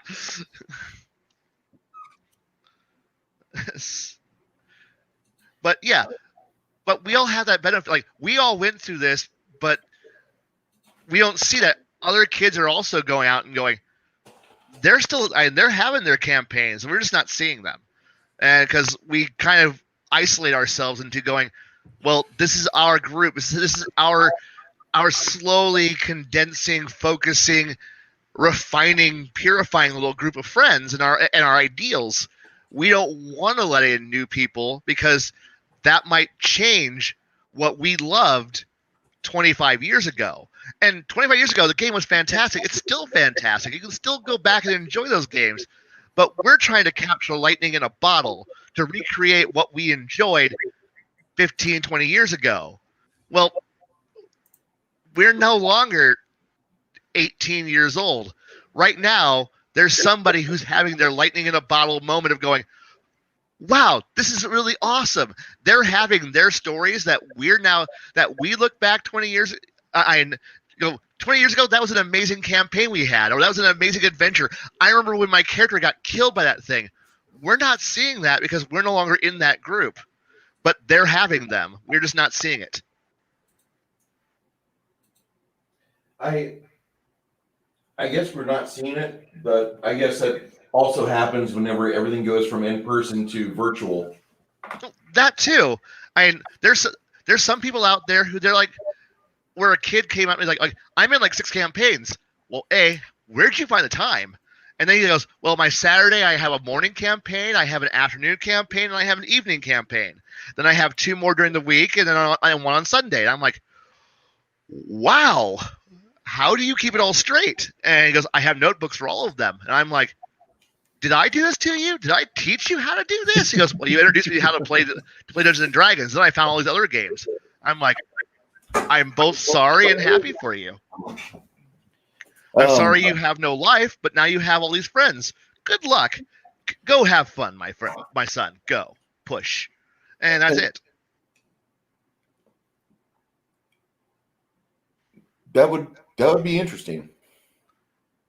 And it's fun. Like, some people go, this wasn't my hobby, and they leave. But like I said, there's a lot of kids who all have their weird moments, and now, as I deal with alumni who've been playing for now 3, 4, 5 years, they look back at their first adventures and go, that was a lot of fun. That was my first time when X thing happened. But then they start telling me about their stories. It's no longer just me telling them about my old stories. Now they're telling me about their stories that they did when I wasn't around. And I'm like, tell me more about your character. And suddenly now they're no longer this young kid who I saw walk into my classroom. Now they're like juniors in college, and they're going, yeah, this is what I've been doing. And I'm like, and I go, so how old are you again? He's like, 21. I'm like, let's go to the bar. You can tell you, I'll buy the first round. You tell me about your campaign. Cool. And then we go off. So it's not a bad way to end that. No. And that's what and that's what we're all like. What we should all be aspiring for. Like, when we see a young, like, if you meet a new gamer, take them out for a beer and hear their stories. It's fun. The ability to share those experiences, that's one thing that you're going to probably do 5 or 10 years from that table moment, kind of like what I'm doing with you guys. And you're just going to find that you still laugh over simple, stupid moments, you're gonna find yourself chuckling way too hard at things, and that's one of the things that the gaming does. It brings you into close contact. You get to know people really well, maybe more than what you are comfortable with. If we talk about pony porn, but you talk about everything together, and you have all of these various moments, and later when you reminisce, it's like you're opening a present that you opened up 10 years ago, and you can have that. And there's not many hobbies out there that bring you into contact like that. No. Chad was like, sounds about as boring to hear people talk about their old games as like watching Critical Role. No. I disagree with that. Go ahead. Ultimately, I to kind of go off to caveat off that little point. Then if the goal isn't to actually have a cool story that you're going to tell somebody else that after the game, what are you actually playing for? Like, what are you besides having a cool story you can share with friends? Like, I've met people online that through gaming, and then met them at conventions, and be like, we already have a common history, and then we start just swapping stories. Like, well, we can't just just pull out character sheets and go, well, now that we're all in person, GM screen goes up. Now you fuckers are dead. I'm gonna roll now to kill y'all. No, that's not how it works. Well, it can work if you've prearranged that's what's going to happen, but for the most part, no, you really don't do that, because you're going to have some fun, because you got to beat this guy for a little bit, and plus this is how you get to know your fellow players. So that way, well, say I've never met Garrett before, never once, and so supposedly I'm going to invite him to my table. Well, obviously I know a little bit from somebody else who introduced him. I'm going to talk to him a little bit. We're going to swap some stories. Who knows? Hit it off, have some fun, and then go, oh shit, that's a cool story. Tell me more about that. And now I know when it comes time for game time, what to expect out of him, because I now have a cool story or two that I've gotten out of him. And now I can tailor my game a little bit better. So I know, sure, make that robot a bit of a horrible monster to be reprogrammed for his benefit, and it'll be fun. And you need to have more fun than just getting a little bling trinket that you write down and never tell anybody else you ever want it. That's what it comes down to. Okay. Shedzar had a comment last week. That was last week. He doesn't even remember what he said 10 minutes ago. But I'm messing Shad. Sorry. You play for hookers and magic items. Yes. Okay. The reason why you're playing is because you're playing the game. You're playing the game, and even if it might mimic like a board game, or if it's a full immersive RPG where you're actually doing role playing and you're having courtly romances and you're involving yourself with various factions, the group of people you're playing with, I think, is why you're going to really just do everything you can to enjoy those moments you have in game. And when we're in the middle of it, we're not thinking about have the cool story, chicks dig scars. You're not really thinking about that. You're thinking about, fuck, I need a cleric to heal up my goddamn wounds. Maybe the paladin will do some sort of miraculous burst of healing on us. Hopefully, there's a lot of reasons why you're playing. There's a ton of reasons. But playing a game, like, only gamers really understand those crunch moments that are in a game that we've all kind of had a shared experience with, even though we've never all sat at each other's table. We all know that feeling of dread when we see a low single-digit number roll up on the die, when it's like, make your fear save, the dragon's right on top of you. Fuck. And Shadzar had a really good comment on YouTube, and I kind of want to read it, and I kind of don't, but I think you've already seen it, Blaine. Yeah. I got it. And what we don't want to do is we don't want to have a tepid gaming experience. I'm a tepid person when it comes to having a conflict at the table. A serious tepid. I don't want to have players backstabbing other players. I really don't. No. You can, but you'll get like it's like playing a game of diplomacy. Somebody's going to get really pissed over the actions in turn 3. Yep. Oh, you got nukes. Oh shit. Exactly. But you can only really share these experiences with people that have played RPGs. And one good thing about Dungeons and Dragons is that the game theoretically has not changed much. It's still in 5th edition. Walk down the corridor, find the monster, slay the monster, get the experience points, take the treasure, and continue on. That's a rant that Bill Helmbacher used to say all the time. And in 5th edition, they've changed things a lot compared to what it was in the basic Holmes, Moldvay, BX, BECME. It's changed hugely. But everybody that's played a version of D&D probably has had a moment, if they're playing an actual game, not Dungeons and Discussions, they probably have had a moment where the dice are going to fuck them. And they're watching the dice just fuck them over hard. And somehow either they have a, what do they call it, a Hail Mary moment where one of the other players saves their ass, or they have a TPK. But other people won't understand that unless they've been at a table like what you have. Yeah, but you're also in a bit of a camaraderie. It's almost like you're in a group where you've all been. If you're a gamer, it's why gamer war stories are so much fun to share with other gamers. Like we've all been through that fire. We've all seen it. Like I know I said it's a cool story to tell, but the thing is that the story is an emergent property from all the events that are happening. So like if I go to someone strange and go, "Hey, we were in a dungeon. This is all this happens," they're gonna look at me and go, "I have no idea." But if I go to a fellow gamer and go, "Oh yeah, there was this moment where we were like Bob was down. There's a full fire going on, and a troll in there. And also out of nowhere, the wizard pulls fire out of his ass, blasts everything, and we were all saved. Hooray!" The fellow gamer goes, "Oh, that was a beautiful moment. That was a real pinch. That was a real like right there where you needed a moment."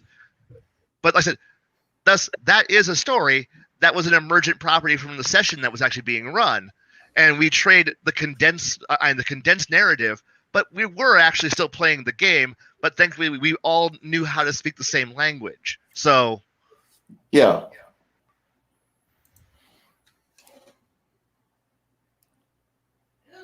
I guess, and Shedzar, he's a D&D TSR purist.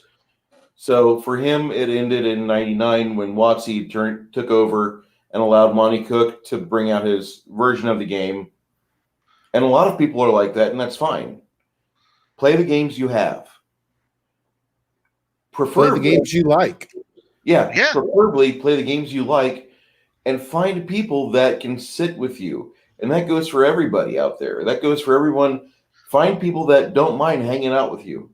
It's not hard to be a good person, to be a team player, to plot, to plan, and to try to get every fucking gold piece and experience point out of that dungeon master of yours. That's what you're supposed to do if you're a player. Yeah. And if you're a GM, it's okay to have the party fail every once in a while. You don't have to be, you're not part of their side. You're playing the rest of the world that they interact with. And sometimes that world isn't friendly. You don't have to be a killer GM, but they do want to be able to talk about the game and say how challenging it is, or how hard the world is, and how difficult their quest is. They want to have something that they can talk about over wine or beer or whatever. Right. Give them that opportunity. Don't shortchange your players. Oh. Well, Bruce and your silly thieves, everything's a thief. There's only fighters, clerics, and mages before somebody fucks the game up. You gotta listen. The thief was necessary because you needed somebody to be able to go in there and do the things that clerics could not, and the wizards could not. And the fighters were good at standing there trading blows until somebody else could deal with a distracted monster. And that's what you need, Shadzar. Thieves were ideal for that.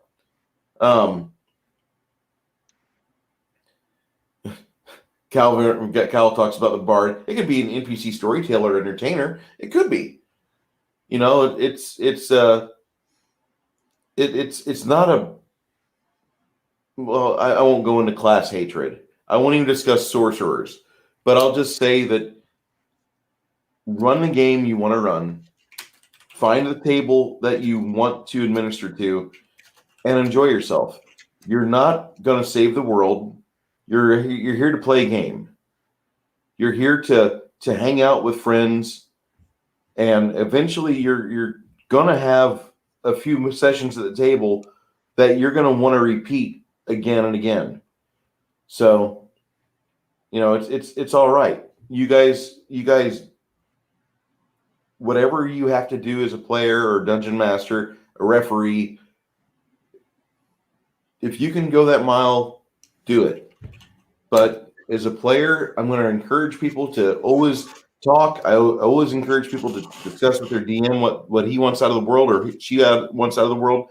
I want people to talk with other players. Like, I was thinking about doing this.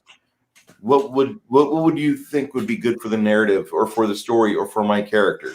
And ask questions. The entire game is based on conversation. Yep. So don't lose that art. Don't lose the art of being able to converse with people. Go ahead, Garrett. No, I was just agreeing with you. Okay. Sheds are. I know it's weird. It's weird. People agree with Bruce. I know you're not used to that. And Shadzar had made a statement kind of referencing Gary Gygax, and Gygax had said some controversial things way back in the day. And I would think that for back then, it kind of made sense.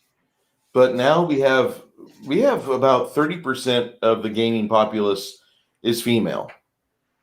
And I would say that's, you know, for tabletoppers, about 30%. I don't know if that's accurate for you two, but I think for me, that's probably not accurate. I get maybe 1 out of 6 or 1 out of 5 that'll be a female, and I'm okay with that. I don't want to. Yeah, our table's about half and half. Like, there was a period where I had Mike and Faith, and everybody at the table with Bruce was married, and they brought their wife or spouse or kid. Their kid slept in front of the fucking refrigerator just to get attention. So, anyway, I'm losing my train of thought here, and the reason why is because I'm thinking of various ways how to end this, but I'm at the 2-hour mark, and I probably should just end it. I want to make sure that when you guys leave the stream, you reference the fact that, hey, listen, they want to talk about how to get new players at the table. That's pretty important. You want to be able to entice people into joining that group, whether you're the dungeon master or another player. If you're a player and you know this person, it's a lot easier than a stranger at a game store. At a game store, it's going to be one of the easier moments that you'll have to talk to somebody because they probably know the lingo or they probably are interested already. And you're just coming up to them and offering them the candy they want on a silver platter. I want to play in a game. You're offering me a game. Let's go. Oh, okay, Shadzar. That was where Gene Hackman from The Replacement said, that's why women don't play the game. Where Keanu had stated, chicks dig scars. Chicks dig scars on their boyfriends or husbands, not on themselves. And Cal says, I got sick of bards as player characters. The K5K says, integrating new players when they've just joined. What type of game style elements they like most? Play to those. And ensure you call them deliberately until everybody makes space for them. I don't try to play to a player's type. I want to play towards the group, actually. And it's easier when the group gets along. That's just what I've found. If I start throwing people in their own special limelight, I'm pretty much going to run an 8-hour session where every player gets an hour to an hour and a half where they are doing their own thing. And I don't want to give them more than that because I don't want to make anyone feel left out. I want to give everybody their time to shine. It's already a game where typically the person that can rack up the most damage in a combat is going to shine. And in higher level games, it's typically wizard or magus, maybe a cleric or druid. Fighters, they top out early, then they kind of coast the rest of the game.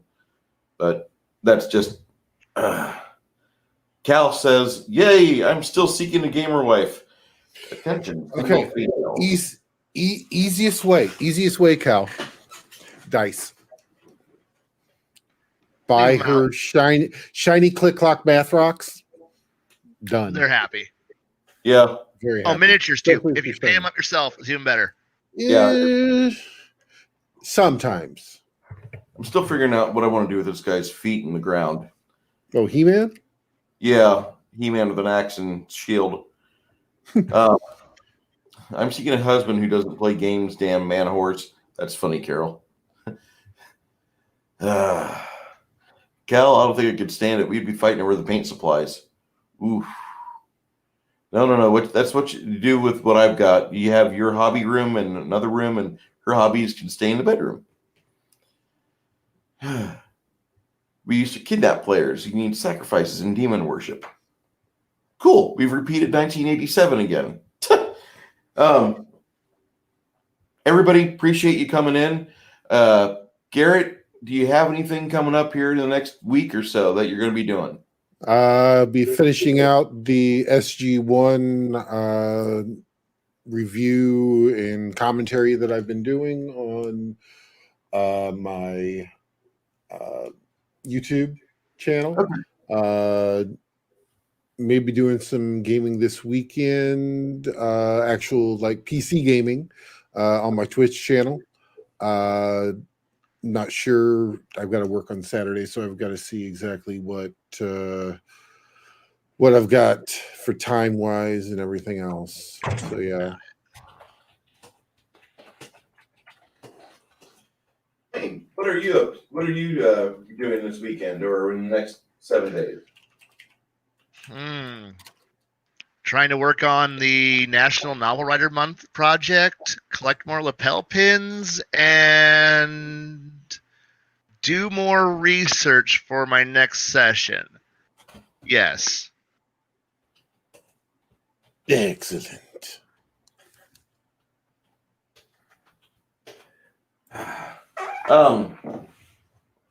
If you guys want, Saturday I'm running a game on my channel here.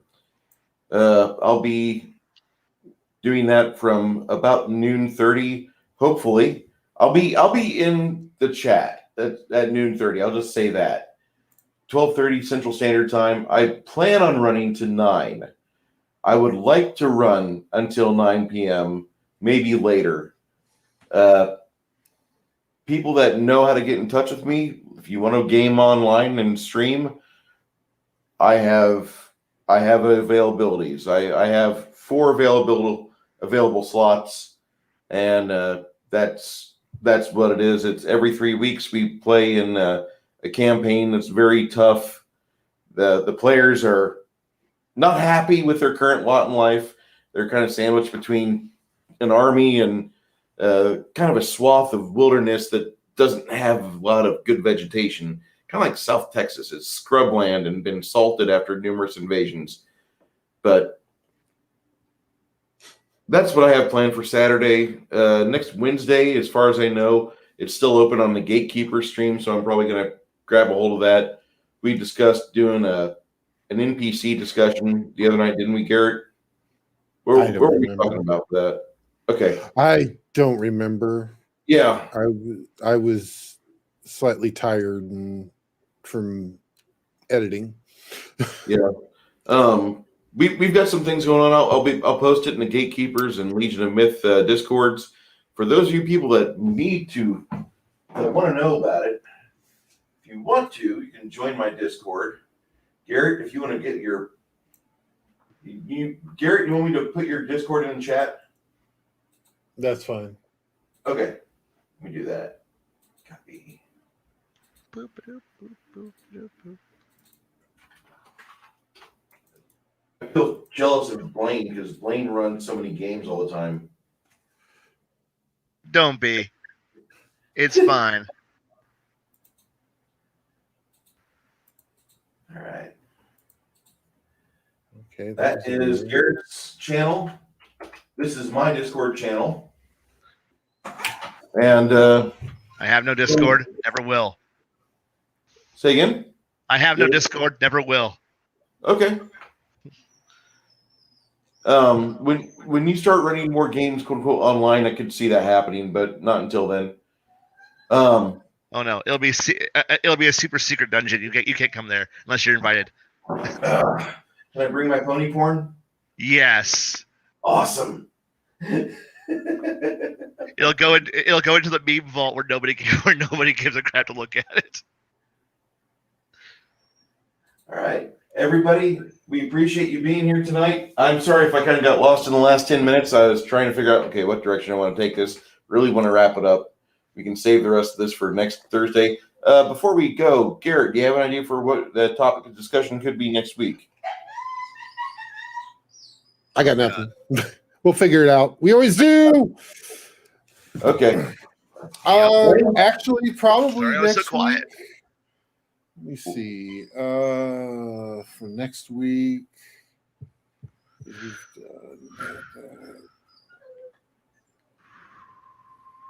done- editing.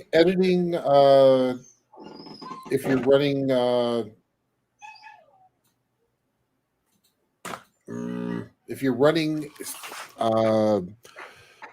like a module or something, how to put your own twist on stuff. Okay. Ooh, okay. That sounds like a lot of fun. So it's almost like probably get into a little campaign building and a little bit too, Ooh, world building. I'm up for that. Okay. We could do There that. you go. That'll be our next week is world building. Pets in the game. Pork, pork, pork. No, thank you. Hey, I had a dog at my table. Harry was fine. Garrett, when you run, do you have your pups with you or are they in another room? Right now they're in the other room because they have both decided they are going to partake in being part cat. They are now sitting on the back of the couch and barking at everything that walks by. Okay. So That's the reason the door is closed, and yeah. Okay. Everybody in chat, we really appreciate you being here. We wouldn't be having nearly as much fun without you because we wouldn't have the chat to bounce ideas off of and to do the jokes. Without you, this would be a very dull channel. And I thank you guys all so much for showing up tonight. If you want to, join our Discords. Come stop by at Garrett's Game Streams and check out mine on Saturday. We will talk to you later.